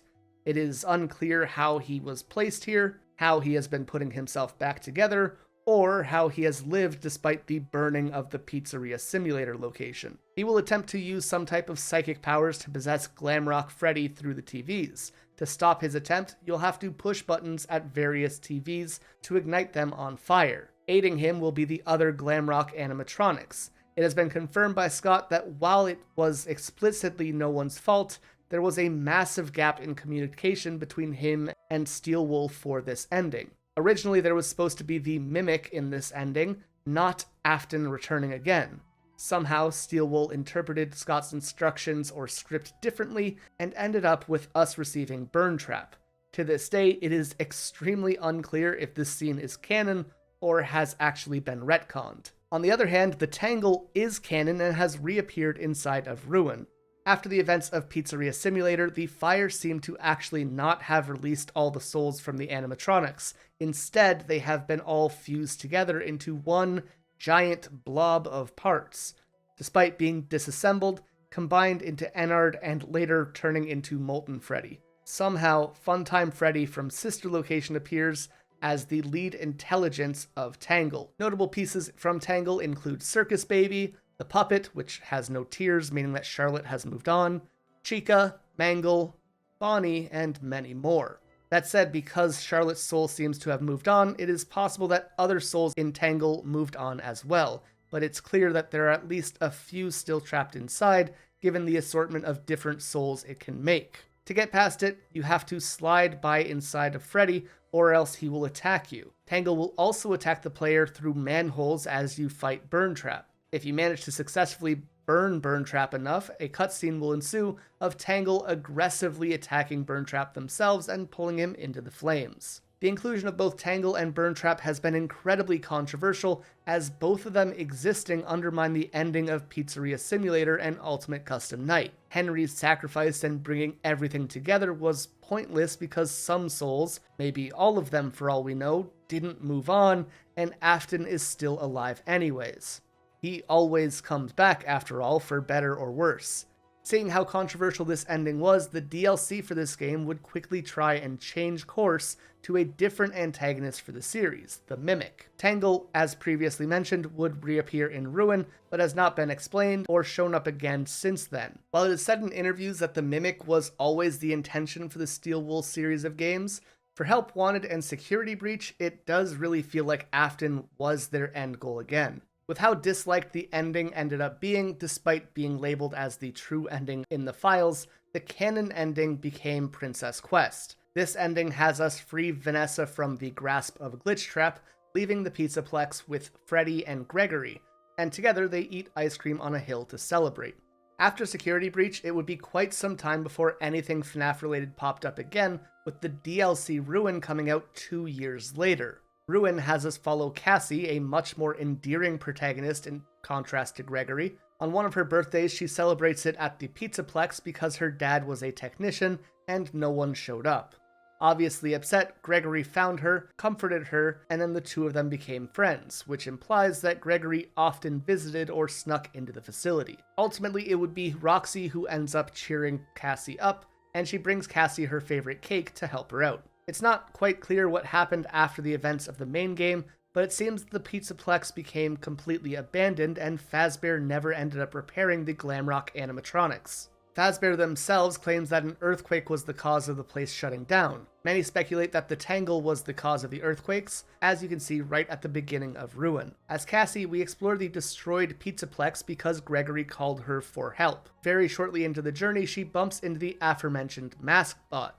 It hands her a security mask, the one we saw in the basement of Help Wanted's Corn Maze minigame, with the mask being called the Virtual Augmented Neural Network Integration, or VANI for short, coincidentally being what Vanessa called her Glitchtrap following alter ego. Putting the mask on implants a microchip into Cassie's head, allowing her to talk to Helpy and perform technician tasks just like her dad does. Although we never learn the implications of this, it is implied that whatever controlled Vanessa and turned her into Vanny could similarly happen to Cassie now. Regardless of the lore implications of the new brain chip, what is bizarre is that this chip seems to allow us to somehow walk through walls and objects while it's on. At one point, you'll go through the mouth of a gigantic Glamrock endoskeleton that is only possible in the mask digital realm. Later on, you can even teleport using it. While wearing the mask, you have to disable security nodes to free Gregory from something that is allegedly attacking him. While you are trying to do this, MXES will try to stop you, an entity that at first appears to be Glitchtrap or Afton, as it's an electrical bunny. MXES itself cannot actually harm you, but it can disable you from taking off the mask. We learn at the end that this is actually an AI trying to stop us from releasing the Mimic. We don't have any clues who made it or how it got there. Along with them, all of the Glamrock animatronics return as well. Chica will show up early in the playthrough and just give you some kind of scare, but it doesn't seem like she's really there anymore. She pops up later chasing you around a little trash area with a bunch of cupcakes. She responds heavily to sound, so use sound to lure her away so that you can run past her. And you can do this by logging onto a security camera monitor and hitting the intercom on one of the cameras. Monty pops in and pushes you into the water, making you move far away from where you started. He reappears and chases you around in the back room area in a pretty similar manner to his decommissioned state from the base game. He is, however, pretty slow, but if he catches you, he will end your run. The one time he actually does act differently is when he swims in water and you have to trek through it. All you have to do, though, is avoid the red hair sticking out of the water. At this point, Roxy is looking pretty bad, obviously. When you first encounter her, you're meant to lead her around using Gregory's voice to break wooden doors open. She will attack you, but in a later cutscene, when she realizes you're not Gregory, she will apologize and back off. Later, in a heartbreaking scene, you have to turn Roxy off, and you find how important Roxy is to Cassie. Not only does Roxy remember who she is, but she remembers her party and urges her to have another birthday here as well, adding that this time her friends will surely show up. Freddy's body is still in the Pizzaplex, and despite his head having been taken with Gregory and Vanessa, his body is out for blood and will try to kill you. Or at least that's probably the case. In earlier builds of Ruin, many people were quick to tie this to the Freddy that we know, but in the final build that was released to the public, there was a prototype label added to his foot, meaning this could and likely is an entirely different Freddy. But the truth is, we don't really know for sure. Regardless, if he shows up, you just need to run away as fast as you can. The daycare attendant also returns, and after turning on the generators to turn the lights on, you can reboot them with your Faz wrench, combining the dual personalities of Sun and Moon into one called Eclipse.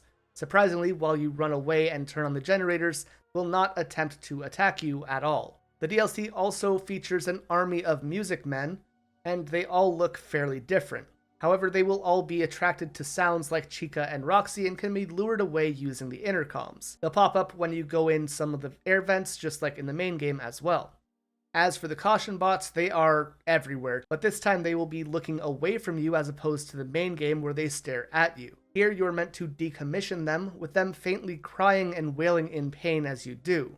If you decommission all of the caution bots, you'll get a secret room where you can see Glamrock Bonnie's destroyed body. After disabling all of the nodes and reaching the end of the game, you will finally find out that you weren't saving Gregory, you were freeing the Mimic. Specifically M2, the second iteration of the Mimic, created by Edwin Murray in the 70s. The Mimic series is meant to be a self-learning animatronic built with an extremely advanced AI system. It can almost perfectly replicate voices that it hears and behaviors that it sees, since the first Mimic, also known as M1, seemed to accurately replicate and maybe even contained the soul of Edwin's late wife Fiona. When his son David unexpectedly passed away, he created M2 to try and recreate the miracle that happened with M1 and Fiona. What he didn't realize is that his son had gone on and possessed something else, so while M2 did try and replicate the behavior and tone of David, it wasn't actually his son. This made Edwin furious, beating up the bot and mistreating it. The machine seemed to have become confused since it was programmed to be like David, and then was punished for simply following its programming. Eventually, it learned to pick up and replicate this violent behavior. One day after a fatal accident in Edwin's house, M2 would sit and watch as Edwin begged for his help, but would just egg him on with the very abusive and neglectful lines that Edwin used to give it. M2 then reappears in Secret of the Mimic, where Edwin punishes it for being David, which seems to have caused the development of an identity crisis for M2. We'll talk about that more in Secret of the Mimic later, but in short, we have no idea which ending is the canon one for this game. So as of right now, the Mimic somehow disappeared 40 or 50 years ago and ends up under a maximum security containment system under the Fazbear Pizzaplex. While there is speculation as to how it got there based off of the books, we have no clue if that's accurate, and we don't know where it went for all of those years or how on earth Edwin Murray made something so ridiculously advanced in the 80s. As previously mentioned, the Mimic is also speculated to be Glitch Trap and Burn Trap, but neither has enough evidence to back that up yet. After encountering the Mimic, Roxy will appear. Yes, we didn't decommission her, it turns out she was just rebooted. And from here there will be 3 endings for Ruin. And while we don't know which of these is canon yet either, since there's no game that takes place after it, the most likely case is that Cassie runs from the Mimic and gets on the elevator to take her back up. But out of fear from the Mimic coming to the surface, Gregory turns the elevator off and drops her back into the sinkhole, leaving her there to die. While she was his friend, she isn't worth the risk of letting the Mimic roam free on the outside world. At the bottom, Roxy finds you and makes sure you're okay, or at least it's probably Roxy, it could totally be the Mimic. While pretty short, Ruin was a gigantic step up from what Security Breach's base game was meant to be in terms of story and gameplay. The Mimic being the answer and true antagonist of these games makes a lot of sense, but it adds way more questions than answers. To this day, we have yet to get answers to any of those questions, but as the series is bound to continue, I'm sure they will come eventually. Despite not having any proper sequel materials to this game, we do return back to the franchise only a few months after Ruin comes out, with Five Nights at Freddy's Help Wanted 2 in 2023. Around Christmas of 2023, Steelwool would unexpectedly drop a sequel to Help Wanted. We seem to play as Cassie's dad, who as a reminder is a Fazbear technician. You'll be working underground at the FNAF 6 location under the Pizzaplex for some reason. This game, for the most part, uses the Funtime and Rockstar animatronics, since they don't appear too much in the first Help Wanted, as well as the Glamrock animatronics. Help Wanted 2 has 6 sections with a total of 40 different minigames this time around. The majority of them are accessible normally, but the other games are only accessible when you take off your Vanny Technician mask. A cool, almost fourth wall-like break, making us realize that this isn't necessarily the game it seems to be. Although they appear in no particular order, the first one we can play is Staff Only. The first minigame of it is Cold Storage, where you have to retrieve a birthday cake from Glamrock Freddy's chest cavity, and then open them to replace the batteries inside. Then you gotta take his eyeballs off and open his face cavity by booping his nose so that you can push a button in his mouth to get the cake. Make sure not to keep him too hot or too cold, or he will jump scare you. Also in the staff only section are the first aid minigames where you have to perform various first aid tasks on Helpy. They are essentially trial and error to figure out what's going on, and all require you to give Helpy a candy once it's over. If you do things wrong, or it hurts Helpy, it'll attract the attention of free-roaming characters that are nearby. The first one is Pig Patch, then in other modes you can attract Lefty and Scrap Baby as well. To prevent them from approaching, you'll need to put the mask on Helpy that will administer some type of calming gas. When they start coming on the vents to your left or right, looking at them while Helpy has the mask on will make them go away. Another of the staff-only section is probably the most tedious of them, being the Fizzy Faz minigames. Here you make different types of drinks and sodas for staff bots. You just gotta follow the instructions and not take too long. If you get enough orders wrong or move too slowly, the staff bots will jump scare you. In a later night, staff bots will turn into Nightmarian bots when overworked. Give them a break or they'll come jump scare you as well. In the hard modes, Chica will show up and you'll have to purposely discard stuff to keep her in the trash area. Otherwise, she'll show up and interrupt the workflow of the staff bots. For the final Fizzy Faz, everything will be turned way up and you'll require a lot more patience and correct timing. There's also Endo Warehouse, where you'll have to play a little game to help an endoskeleton develop its brain. Other endos will appear in the background and try and jump you, and if they get too close, you could just flash them with the Faz camera. In Sister Location section, the first minigame is Bellora's Gallery, which is just a recreation of that part of the Sister Location game. The main difference is that if you go backwards or to the side, Baby will jump scare you as well.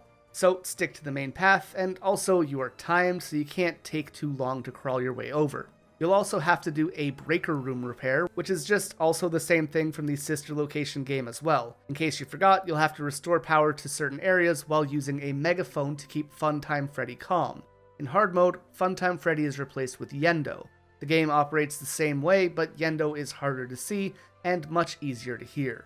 The private room minigame is a recreation of your battle on Night 5 against Ennard. You're just going to be playing regular FNAF and trying to keep Ennard away. In hard mode, he will be replaced by Ballora. Biddy Baps and Mini Renas will show up to sap your power, and you can remove them by shocking them, similar to how they operate in the custom night for Sister Location. Mini Renas can also hop on your door to prevent you from closing it, and hilariously, you'll just pick them up and toss them to use the door again. After this, the next office game mode is going to be the Funtime Gang. The animatronics active will be Funtime Freddy, Funtime Chica, Funtime Foxy, Bon Bon, and the Cupcake. Foxy and Freddy will both act exactly as they did in Sister Location's custom night, while Chica acts entirely new. Her initial goal is to retrieve the cupcake from your office. If it's on the right side of your desk, she'll come down the right hall, and the same for the left. If she gets close enough to the office, you can pick up the cupcake and move it to the other side, making her back up and go all the way around. If she does manage to make it to your office, she will jump scare you unless you give her the cupcake. When given, she will reset and go down one of the other halls. And so if she reaches your door, just be sure to close it. Now with the Fazcade section, you can play Phaser Blast from Security Breach with your host, Carney, a Rockstar animatronic sharing major similarities with Lefty and Rockstar Freddy. Dreadbear is also here with the background looking similar to the Fall Fest setting from the Curse of Dreadbear DLC. Dreadbear will tell you how you're doing in each stage, so all you gotta do is shoot the stars, and if you do poorly, Carney will come to jump scare you. You can also return to the Phaser Blast area in the western portion, where your blaster is replaced with a bowl of balls that you need to throw at various targets. Halfway through the game, Carney will give you a gift with Plush Baby inside, and after that you have to keep hitting targets with the balls, but also shoot Plush Baby with a Phaser Blaster if she gets too close. Later in the hard mode games, you have to play the first FNAF with the Phaser Blaster to fend off Plush Babies, while also shooting balloons with darts.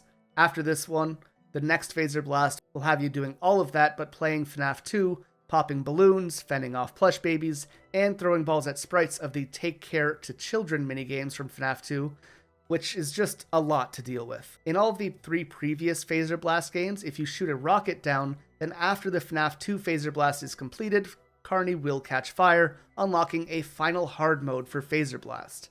The place will be completely burned to the ground, and once Carney falls over, a cardboard cutout of Springtrap will appear behind him. You'll have to throw balls at him to break his armor, so that you can then shoot balloons on his body with the dart gun. Plush babies will spawn around the area to try and stop you from doing this, so just smack them out of the way and you'll be okay. Once you've destroyed all of his arms and balloons, he will appear directly in front of you. You'll need to shoot him like crazy in the eyes with the Phaser Blaster to stop him. You can also do Bonkabon, which is just whack-a-mole but Fazbearified. Hit Bonbon for 1 point, hit Bonnet for 3 points, and avoid hitting Helpy. Or if you do, you'll lose 3 points instead. On round 2, Plush Baby will be thrown into the mix, being worth 5 points and requiring multiple hits to knock her down. If you don't push her down all the way, she will of course jump scare you and make you start all over again. In the hard mode, there will be fake eyes to make you think something is there, and then in the bonus round, the machine will break occasionally and you'll need to repair it as well. Another Fazcade game is Music Time, where you match the music of DJ Music Man, and it's pretty easy to tell what to do because to help you get the sound right, there are visuals alongside them. If you get enough wrong or you run out of time, he will jump scare you. You'll have to do this again for another mini game, but this time mini music men will come to chase you. If they get too close, they will scare you, but if you can keep them away with the Faz camera's flash, you'll be okay. Bonnie Bowl makes a debut as a proper working bowling alley. All you gotta do is pretty much go bowling. Moon will show up sometimes to bug you, so shine him with a flashlight and he'll stop. Plush babies will also run at you from the pins, and they'll stop if you hit them with the bowling balls. Other obstacles apart from the lanes will appear too, but it's not too bad. In the backstage section, you can do arts and crafts with the daycare attendant. Here you just need to follow the prompts given to you by Sun to make some crafts before he paper shreds them, which is kind of mean. If you get stuff wrong with the crafts or you take too long, Sun will jump scare you, and in the hard mode, Sun will turn into Moon. Similarly to other game modes with Moon, you just gotta point your flashlight at him to make him go away. After arts and crafts, you will unlock a salon minigame. These essentially have you performing makeup tasks on some animatronics. The first will be doing a makeover on a staff bot. All you need to do is give staff bots the makeup depicted on the computer. In other makeover salon minigames, you'll need to do makeup on Roxy, both when she's whole and after she's been ruined. If you don't do what's on the computer or run out of time, you will of course be jump scared. In the harder modes, you'll also need to play a walkie-talkie that plays her voice complimenting herself to stop her from tweaking out. Then there's food prep, with the first level being at El Chips. Here you'll need to serve food that pops up on the monitor. Each rush is timed, and if you run out of time, you will be jump scared. If you get the orders wrong, the staff bots will simply flip the trays and ask you to do it again. After that, you have to make pizza and add toppings to it. Chica will try to sneak up behind you and steal stuff while you're preparing meals because she is a hungry girl, so you just gotta be cautious of her. When she does show up, just look at her and she will leave, and unlike the staff bots, if you get the order wrong, Chica will scare you. In the hard mode of this, you'll also have to make food just for Chica as you fend off Glamrock Endos using the flash from your Faz camera. Another one of the sections is Ticket Booth. The first minigame has you repairing a carousel where you'll replace batteries and some wires as you are hunted by Moon. All you have to do is look around to find him and then shine your flashlight at him, which will make him scream and go away. If he gets too close to you, of course he will jump scare you, and in the hard modes, Moon is replaced by Jacko Moon and the carousel will be moving extremely fast, making it hard for you to shine your light at them. The next is Captain Foxy's Log Ride, which is essentially the same game from Curse of Dreadbear, with target shooting and all. Even Helpy reappears to take you in different directions once you've hit certain point thresholds. Outside of the minigames in this lobby is Mystic Hippo, a character who will occasionally come to life to tell you how to get plushes you need for a secret ending of the game. She's a new member of the Mediocre Melodies and is potentially related to Mr. Hippo. In the PlayStation version of this game, you can find a fortune teller minigame as well in her lobby. However, most of the time she just lays dormant in the lobby. After this, there are 2 possible endings, and both of them are likely canon. One has the hand of Glitchtrap emerge from a charging pod, and then you get jumped by a bunch of Nightmarian staff bots. After this, we see a POV of the robot who gave Cassie the Vanny mask, meaning that this game takes place before Ruin. This moment hits hard once you remember that we're playing this game as Cassie's dad, meaning we are just watching him doom his daughter to go on and help unleash Mimic onto the world. The other ending has us in a giant crane machine as the hand comes in and takes a Glitch Trap plush outside. Once there, a giant Vanny takes it, it turns into Glitch Trap and she crushes it. This means that either Glitch Trap has been defeated or that Vanny has finally removed Glitch Trap's control over her. Although, once again, the game provides no concrete answers to many questions it presents. After this, the series takes yet another unexpected turn far away from most of the series and tries to help answer some of these questions that have been posed throughout Secret of the Mimic. Coming out 2 years after Help Wanted 2, as the title might suggest, this game entirely focuses on the Mimic, which was introduced in Ruin. In 1979, we play as Arnold, a Fazbear technician sent to Murray's Costume Manor. It appeared sometime before the game took place that Edwin Murray passed away, much like his wife Fiona and his son David. His manor is now abandoned, and we have to retrieve any Fazbear-related items on the premises, including the titular Mimic itself. We don't know much about Arnold, but we do get to learn a bit more about the Mimic, although most of it we've already talked about here. After getting into the building and turning on the power, the Mimic will be out for blood. Your blood, specifically, and to do this, the Mimic will essentially wear the suit of practically everything in the building to pretend to be it and capture you. You'll have to traverse the area to find a way to save our lives or to put the Mimic down.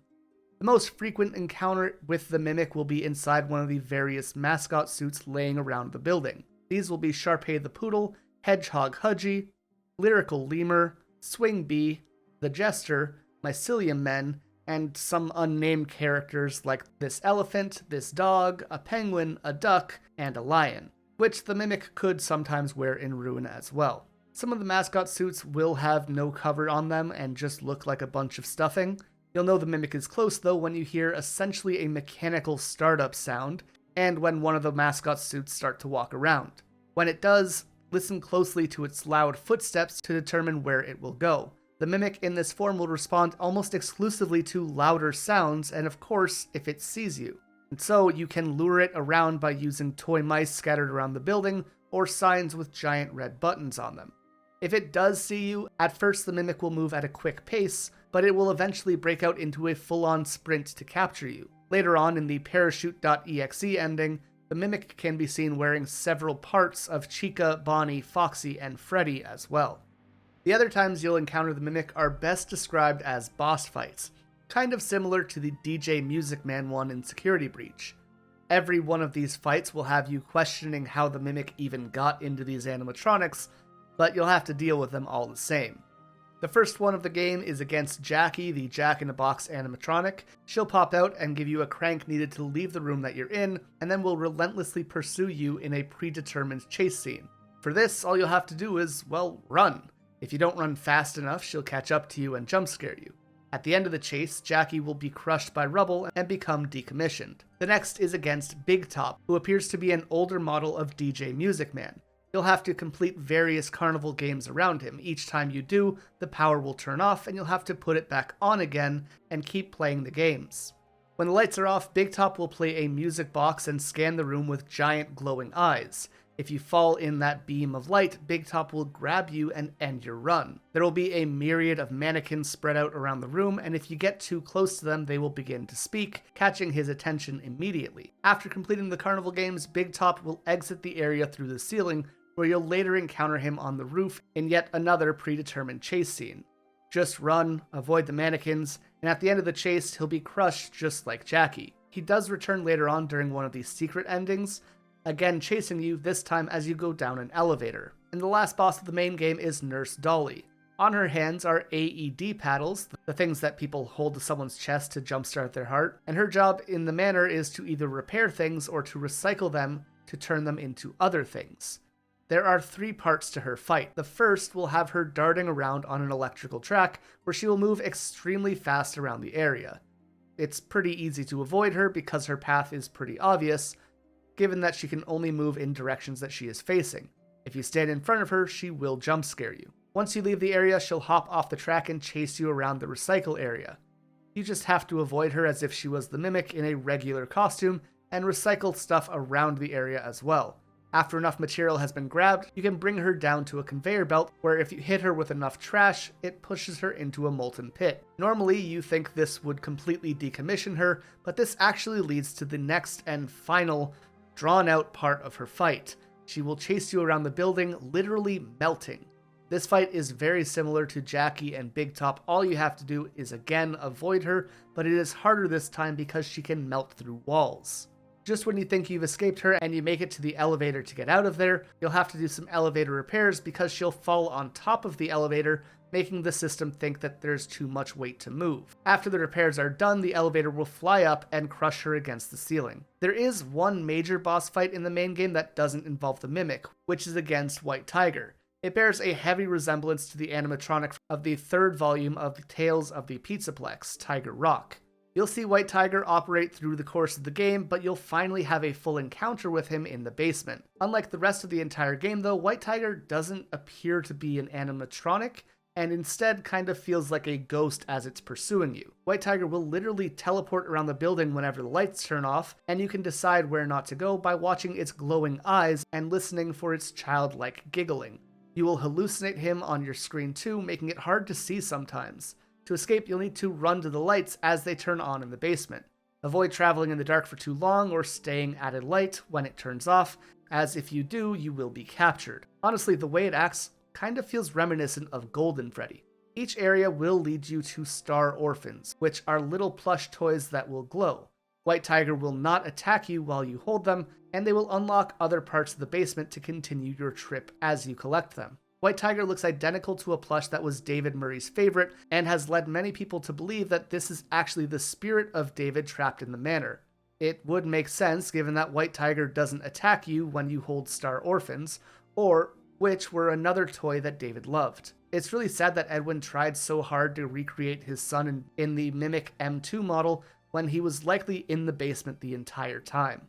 We also have two mini-boss fights. You'll run into Party Time Chica, the earliest version of Chica that we've seen to date, meaning that this should be the Chica from Chica's Party World. She has a mascot suit equipped with roller skates, and in the first area you bump into her, she'll skate around and chase you when you're out in the open. The second time you see her, she'll be accompanied by an army of cupcakes with legs. If you get too close, they'll start freaking out and alert Chica to skate over and capture you. And she moves fast. But you can avoid her by hiding in lockers, although the cupcakes can feel pretty difficult to avoid themselves. We don't see them in the game, but there's also concept art for a Mr. Chicken, Mrs. Snake, and Mrs. Burger animatronics in this building as well. Before your chase with Jackie, you'll get to see Murray's Digityper bot. His job seems to be to write letters, assort mail, and watch over the place as well. In appearance, he seems to be an earlier version of the staff bots. We don't get to know much about him because he is quickly torn to absolute pieces by Jackie though. Around the map, we'll also see Mr. and Mrs. Helpful, either a white bear resembling Helpy or a purple bear. Both are voiced by Edwin and Fiona and are meant to aid the players by giving them information thanks to their data drivers. Both of them also will reappear to be the attendants of the carnival games throughout Secret of the Mimic. Appearing later in the game, if the player decides to go for the secret ending, is Sleepy Moon, a gigantic glowing moon animatronic that was originally in the Storytime showroom of the manor, but one day the moon in the showroom fell through the building. It will slowly chase you around the area, singing a lullaby as it does, and it also appears to be the villain in Moon.exe. Many people speculate that Moon is somehow Edwin because much of the imagery of the game and in Moon.exe suggests that to David, Fiona was the sun and Edwin was the moon. What we do know is that this animatronic is not controlled by the Mimic because it is trapped so far underground away from the actual Mimic. So it's actually very difficult to tell who or what Sleepy Moon really is. In a very minor role will be Foxy and his pirate crew, which will be in the theater, but we see them fall apart and go to ruins as the theater breaks to pieces. In the theater though, if you take too long to hit the targets, they will actually jump scare you as well. Then there are a few Springlock suits that appear in the game. Captain Springlock, a pirate dog, I think it's a dog, I don't know. It has a ball shooter that you'll need to use to navigate around and make the theater work. Once you start to get to the parachute.exe ending, you'll move to a prototype of what appears to be the first FNAF location. Not sure how that works exactly, but in it are 3 Springlock suits, which appear to be Fredbear, what we can assume to be Spring Bonnie, and a crocodile that could be an early version of Monty, as well as a dog named Bub. Nothing is known about these, and it's unclear if they went on to become the original iconic Fredbear and Spring Bonnie or not. Also in the prototype pizzeria will be an early, unfinished version of all the classic animatronics from FNAF 1, those being Chica, Foxy, Freddy, and Bonnie. However, Golden Freddy seems to be missing. Their inclusion here has largely been unexplained, so no one knows what this means as of yet. The last thing that the Parachute.exe ending introduces is M1, the first mimic, also codenamed F10N4, which looks like the word Fiona. This was created after Fiona's passing in an attempt to give David a friend so that he could continue his work, but everything changed once he realized that he could hear Fiona's voice at certain frequencies. Then M1 basically became a replacement for Fiona. Compared to the normal mimic, which is M2, she is much kinder and much more humane. This game has 3 endings, and as of right now, we are unsure as to which of them is canon. After completing the game and getting the schematics for the mimic, the first ending has you hand over your data driver to the dispatcher, the one who sent us here from Fazbear in the first place. Turns out at some point we lost contact with the actual dispatcher, and the one we've been talking to for most of the game is actually M1. We are then let out of the facility and promptly fired by the real dispatcher, and then killed by the M2 mimic, which snuck into our van somehow. The other has us run the Parachute.exe program, go to Edwin's house through the FNAF 1 location, and make his home and the costume manor explode. Then we drive away, the mimic breaks into our van and makes us crash. The third ending, and the secret ending, can be achieved by running Moon.exe and making it to the end of the minigame. You will get a glitched permission that allows you to enter a new room in Murray's house, which leads to a bedroom which is super similar to the one in FNAF 4.